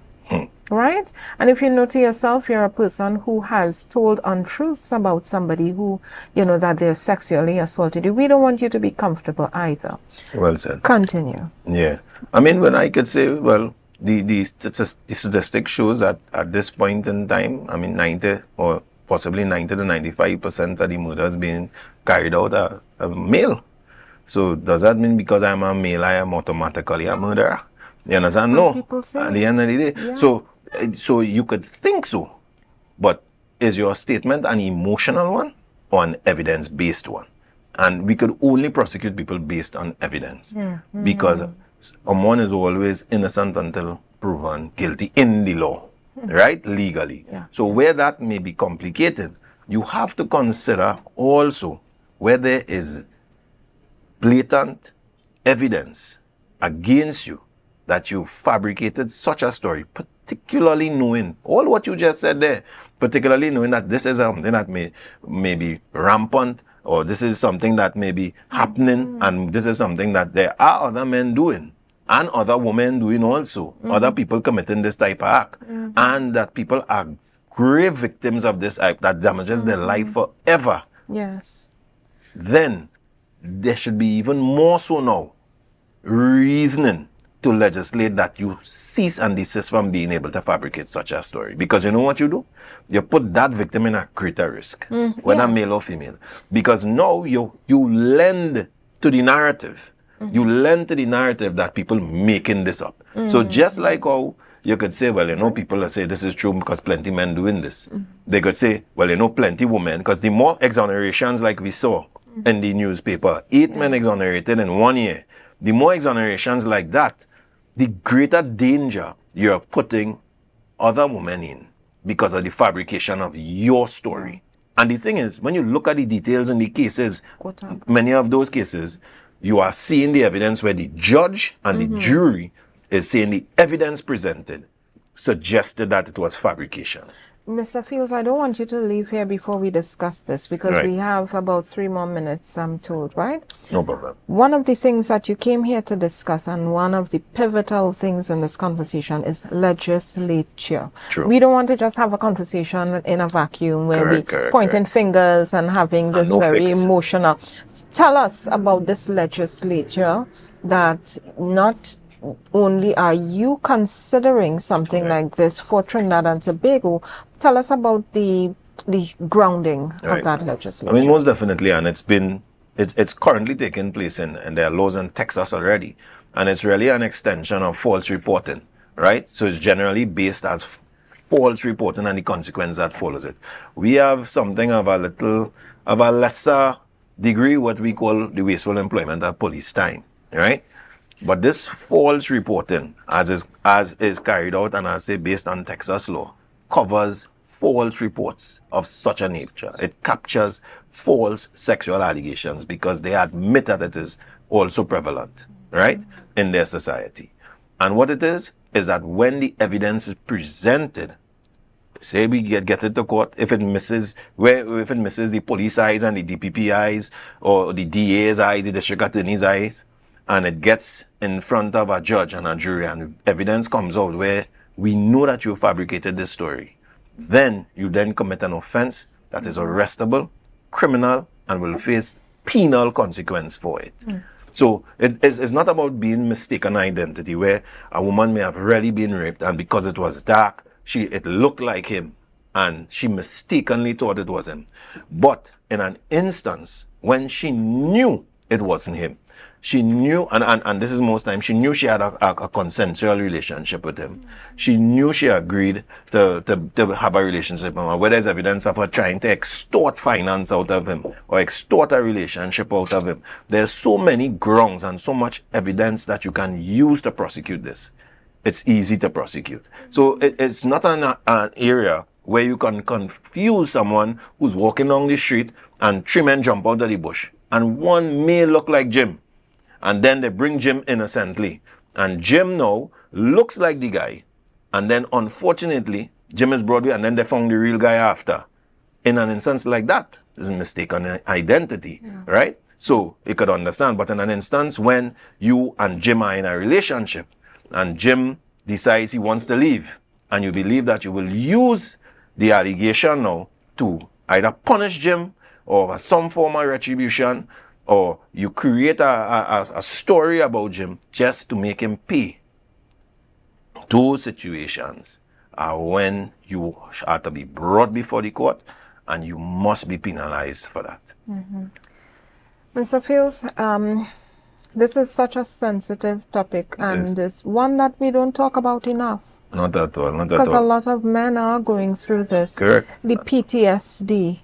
Correct. The social death sentence. Correct. Those are things that are real. And both physical and social, I don't mean to cut you, but you made a very relevant point there. You're talking about they are taken through the mill as if they are a rapist. So you're going to be dragged through court, and even before court, you're going to be sitting in a room being interrogated, then possibly never get interrogated in your life, dragged out your house, handcuffs. Then, social media posting is a viral thing. So they might put a post without your picture, but somebody knows you and share another post and say, this is the rapist from XYZ without evidence of it.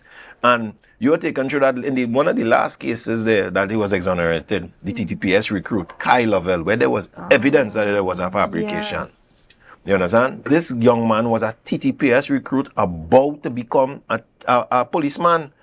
And he lost the opportunity of doing that. So you take away his opportunity to earn income. And then you throw him into a catapult of financial distress. Because now he had to find money to pay a lawyer throughout that whole time where possibly he employed or he making ends meet. It becomes harder for him to be employable because there's this thing dangling that he raped somebody over his head. And somebody may tell the judge that, not the judge, the employer, you know, he have a case right now for rape. And just hearing that alone, you understand? People are going to be hesitant about it. So you need to understand the financial distress, the emotional distress, the psychosocial distress, the separation he may be even having by some of his family members who I wonder if he really do it, boy. Because they might support him up front, but in their mind they're wondering, I think they are supporting him and he really do it. So he could have separation even from family. And that should not, the redress for that should not be him having to go and find the next lawyer to then go and bring defamation into a civil court for you. Yes, if he could afford to fine, but there must be legal criminal consequence so that this serves as a deterrent from people wanting to do that. And so let me be clear, Mr. Fields. What you're proposing in the legislature that you're talking about is not cases of mistaken identity. Oh. It is not in cases of, insufficient evidence. Right. We're talking about when the evidence can clearly show that this was a malicious act. Correct. And you would only be able to prosecute it that way. Because now you will be bringing a matter that you need to prove in court against the young lady. So you have to have evidence. Yeah. So it just can't be that, all right, she mistake. It must be solid that she maliciously fabricated a story. And that is why she's being brought before the court. She wasted the police time, wasted the state resources behind something she knew was false from the beginning. And I be saying she here because it happens more where women are doing it. But there may be cases where a man is also guilty of the same offense against a woman. He might have an employer and make up a lie against her the very same way. But before we go, because we have to wrap up, I know the conversation is really interesting, and there are two sides of the coin, very polarizing topic. But we'll have to wrap up. But before we go, just tell the viewing public, for those who may want to get in contact with the Fathers Association and Mr. Fields, tell them how they can do that. Well, we do our outreach via Facebook page and also the website. The website is www.tfatt.org. And also, as I said, the Facebook page. We have a new Facebook page, which is the Single Fathers Association at Trinidad and Tobago. We had our last page, which was the Fathers Association. Someone reported it, saying that we were posting things on illicit drugs. So it's been banned. So our 20 to 30,000 followership, we have now had to restart it. And they don't know how they put a dent in our outreach by doing that. Because we no longer do phone call outreach. You understand?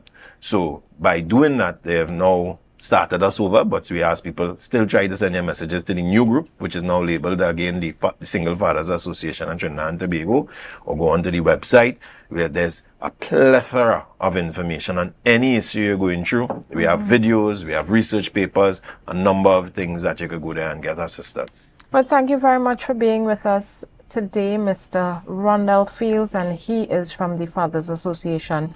Don't forget to share the live as we go to a quick break. Make sure you share it with all your friends and family as you hear from our partners. Tobago Updates and GMT is going to be back in a couple more months.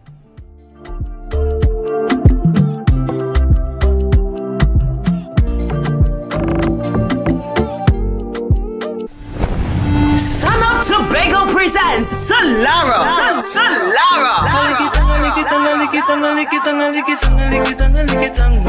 Celebrating the 9th edition of your favorite party in the East, where style and good vibes meet. Get ready for the food-inclusive cooler experience you love. This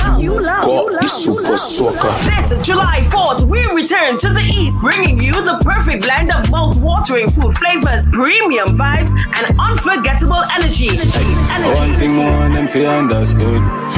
When girl, good girl. Grab your cooler, hold your crew, and escape to Tobago's ultimate vibe. Join us at 4 p.m. at the Deltec compound in Argyle. Get your tickets now at Waterhole Bar and Pablo Supermarket Argyle. Barcode Scarborough, EcoSpots, Dudley Park, Nijon's Bar on the Esplanade, and Jane Monkey Ground Point, or online at ironetickets.com. Sun Up Tobago, Solara, 9 years strong. Your favorite party in the East is calling. Saturday, 4th of July, Deltec compound Argyle.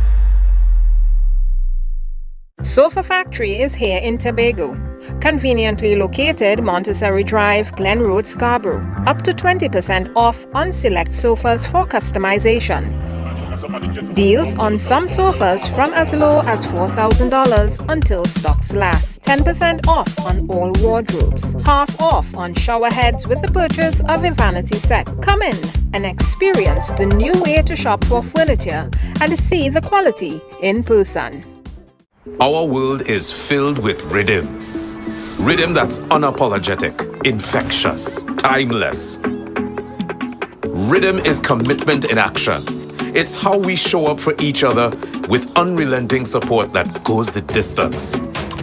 Rhythm lives in the tiny beats of our most intimate moments and the seismic roars of our biggest achievements.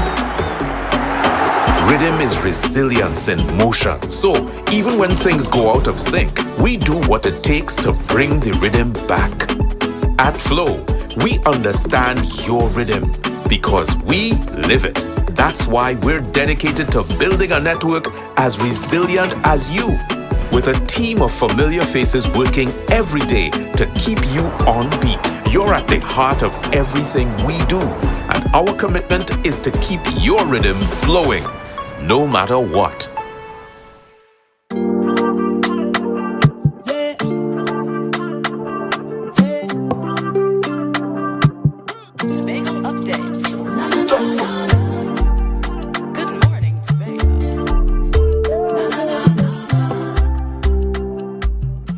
And welcome back to Good Morning Tobago on Tobago Updates. We dealt with some of the grit in the topic we spoke about earlier, but now it's time for some grease. We're dealing with something a little softer side of life. And as Trinidad and Tobago prepares for Mother's Day on May 10th, we'll be sitting virtually, that is, with Mr. Donovan Prescott to talk to him about his company's Mother's Day special. And he is the CEO of Tranquil Therapy. Mr. Prescott? Hi, good morning. Hi, morning. It's lovely to have you here with us today. Thank you for having me. You're welcome. Tell us about this Mother's Day special and your company, why you're doing this particular, I don't want to call it a promotion, but why you're doing this particular special for mothers on Mother's Day. Okay, so the special is called a Mother's Day special, Solace, which is a breakfast and Swedish massage special, which costs only $500 from Saturday the 9th of May to Sunday the 10th of May. And usually Mother's Day I tend to give back to the mothers because we have to appreciate all the mothers all around. And instead of just doing a massage alone, I decided to do a different twist to it this year. So I did a little collaboration with Nico's Cake Heaven, and she agreed to do a breakfast, just simple breakfast.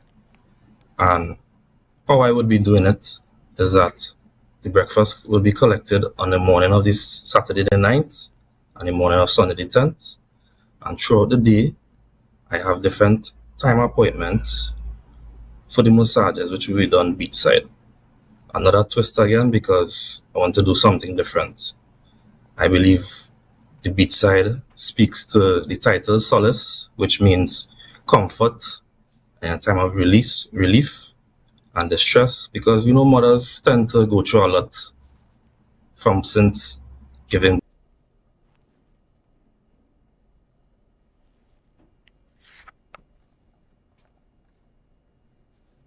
Mr. Donovan, I don't know if you can hear me, but I'm no longer hearing you. Are you hearing? Okay, I think we're back. Sorry about that. You hear me now? Yes, I am. You were saying about the breakfast and Swedish massage, and I think that was, my interest is piqued. Tell us, what are Swedish massages as compared to other types of massages?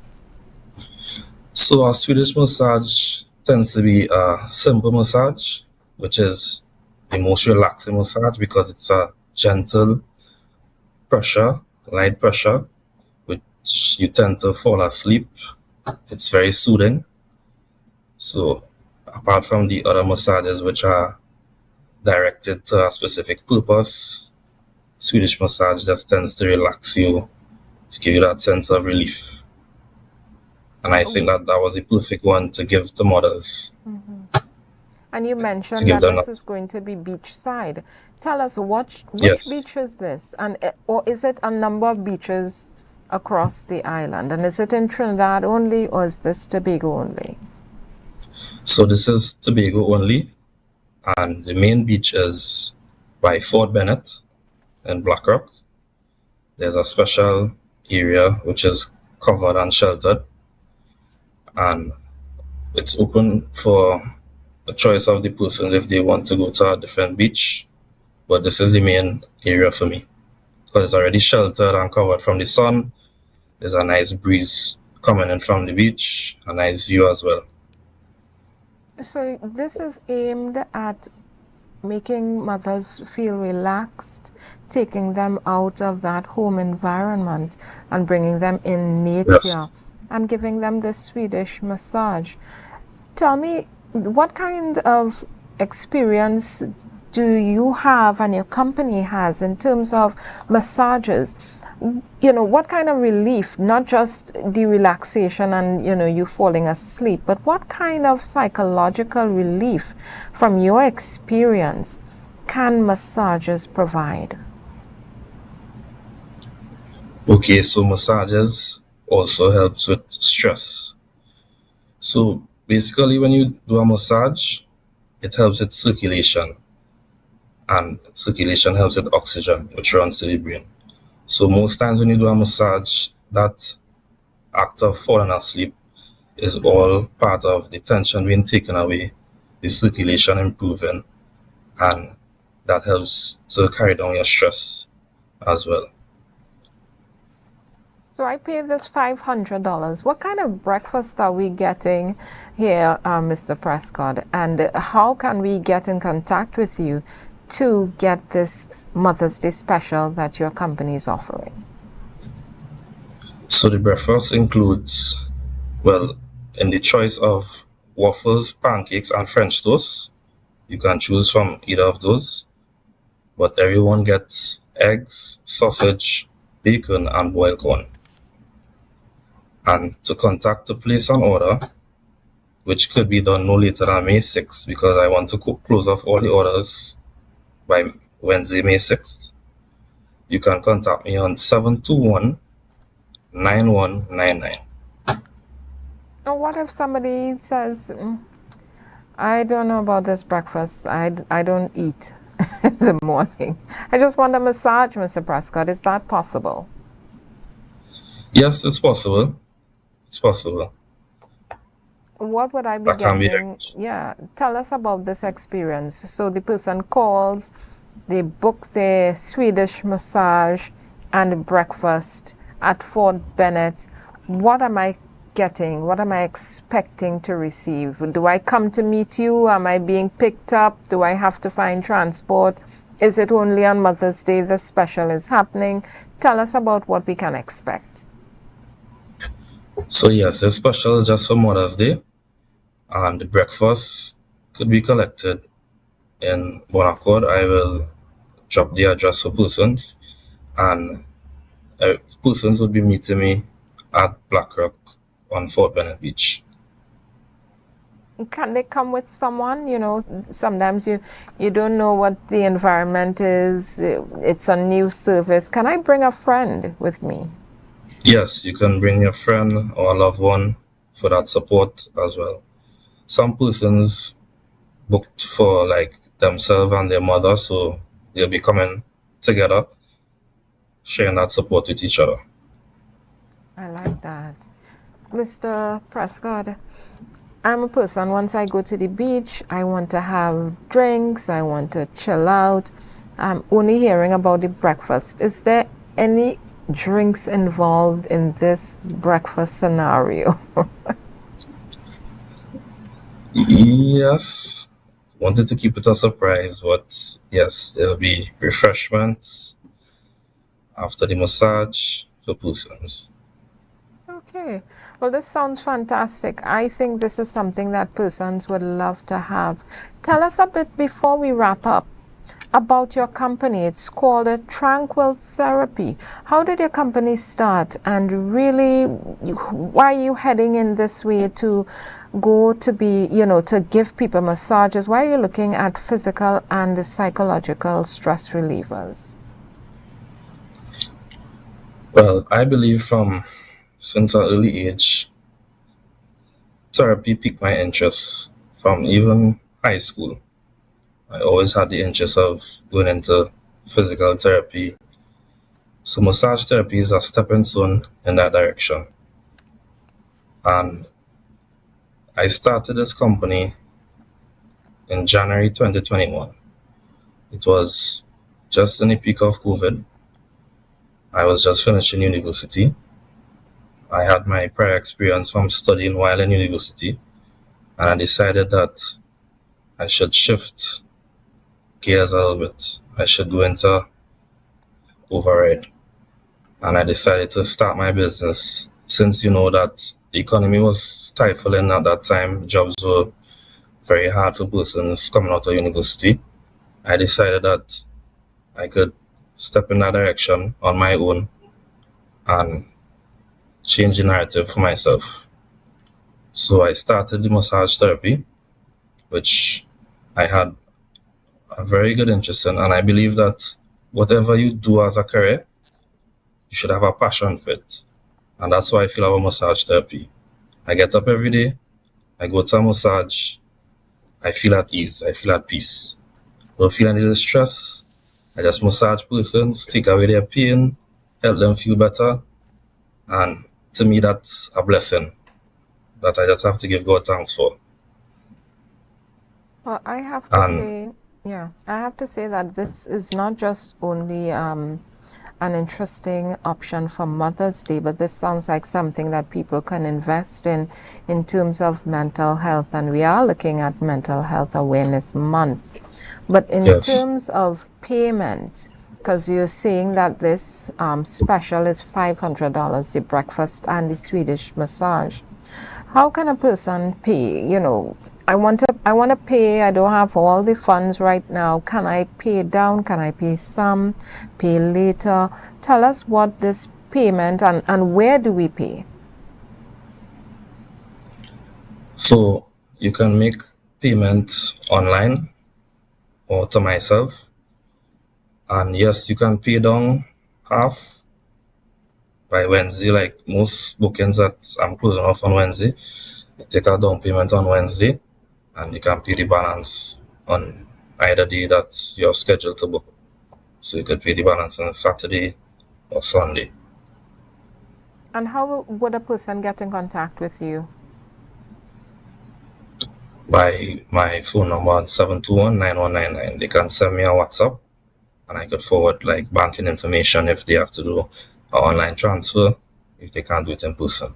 Could you say that number again for us? 721-9199.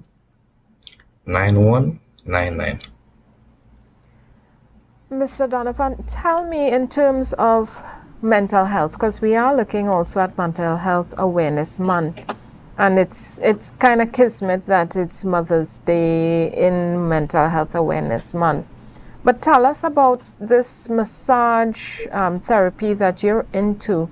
Not just about the physical relief, but is there something that people can incorporate into their mental health regime? Yes, it is. Very frequently, Mental Health Month, I have a lot of events where they have like a mental health event in a school or as a medical center where I go and I give massages to persons suffering from excessive anxiety, stress, high blood pressure. So I would say that massage therapy is very crucial in mental health. since it is a key factor in de-stressing from anything that you're going through. So I believe that massage therapy should be incorporated in your mental health. Not even just mental health month, but every month, at least once a month, you should do a massage, reset, refocus yourself. What do you say to persons who may want to get massages, but they've never had one, and they may be seeing on TV, you have to be semi-nude, you may have to wear a towel to get this massage, and this is happening at Fort Bennett. Give us some comfort for those who are listening and wondering, massage quite out in the open, give us some comfort as to how it will be organized so that they still have privacy and they'll be out in the open enjoying nature. Yes, so when we are doing beachside massages, I also choose Fort Bennett because there's a washroom facility at the fort, so persons could change comfortably.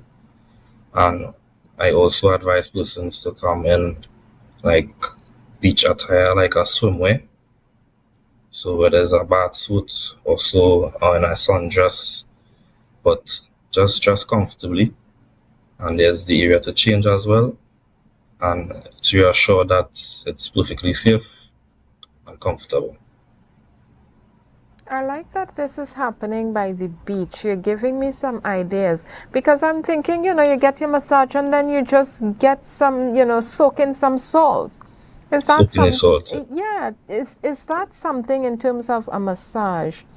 That seawater and that bathing in the sea, is that something that really adds to the process of what you're trying to achieve in terms of, that solace, that relaxation?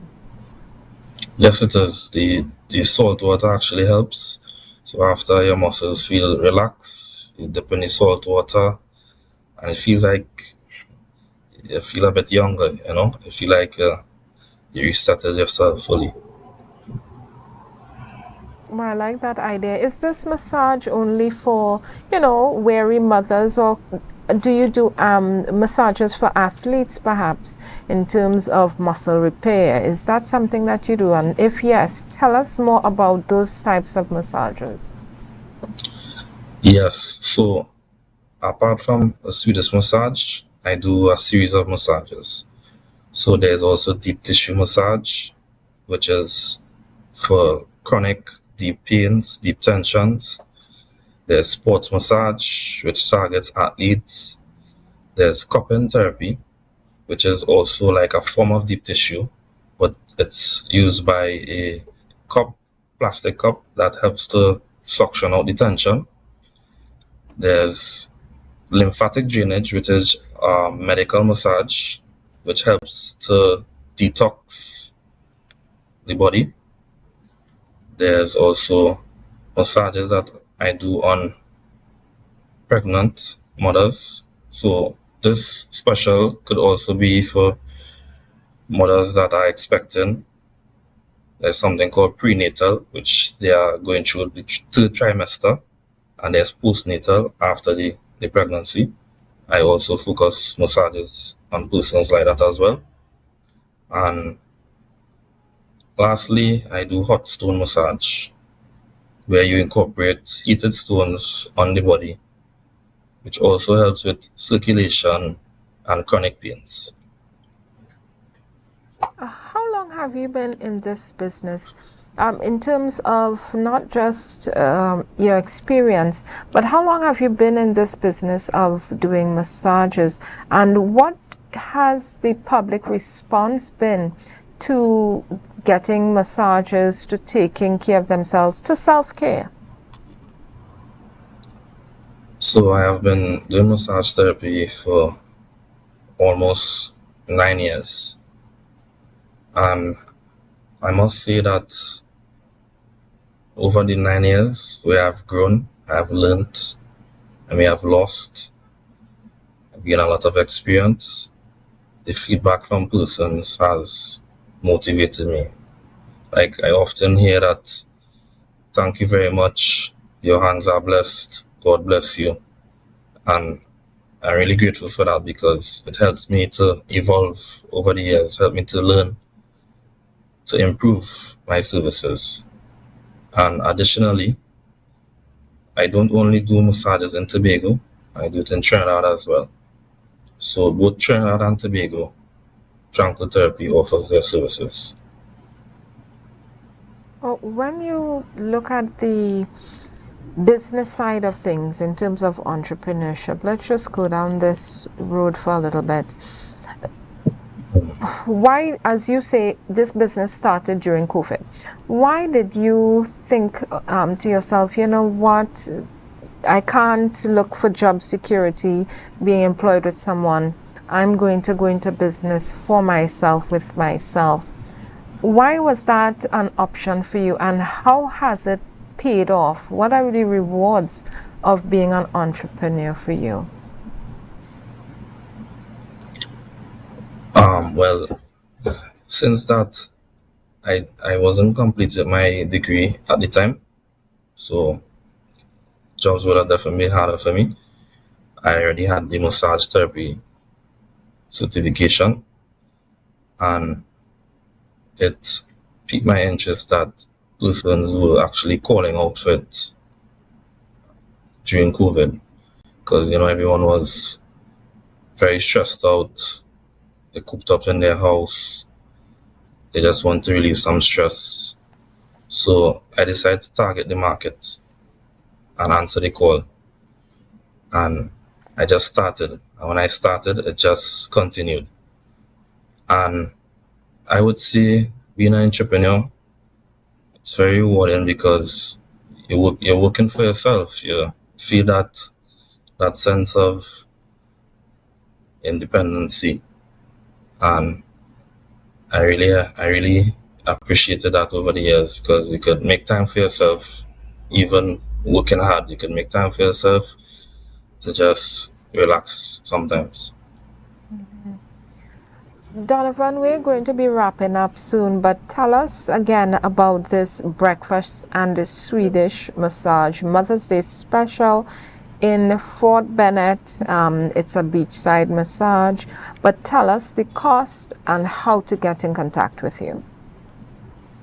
Yes, so Solace Breakfast and Swedish Massage, it's from Saturday, May 9th to Sunday, May 10th. Costs $500. And to book, you can contact me on 721-9199. Well, thank you very much for being here with us today. As we wrap up and close off GMT today, we want to remind you, please stay safe, enjoy the rest of your day, stay informed, and you can tune in again with us at 6:30 p.m. for a full newscast from Tobago Updates Television News, and staying informed with all the things that are happening across Tobago. Thank you for being here with us today, and we'll see you tomorrow.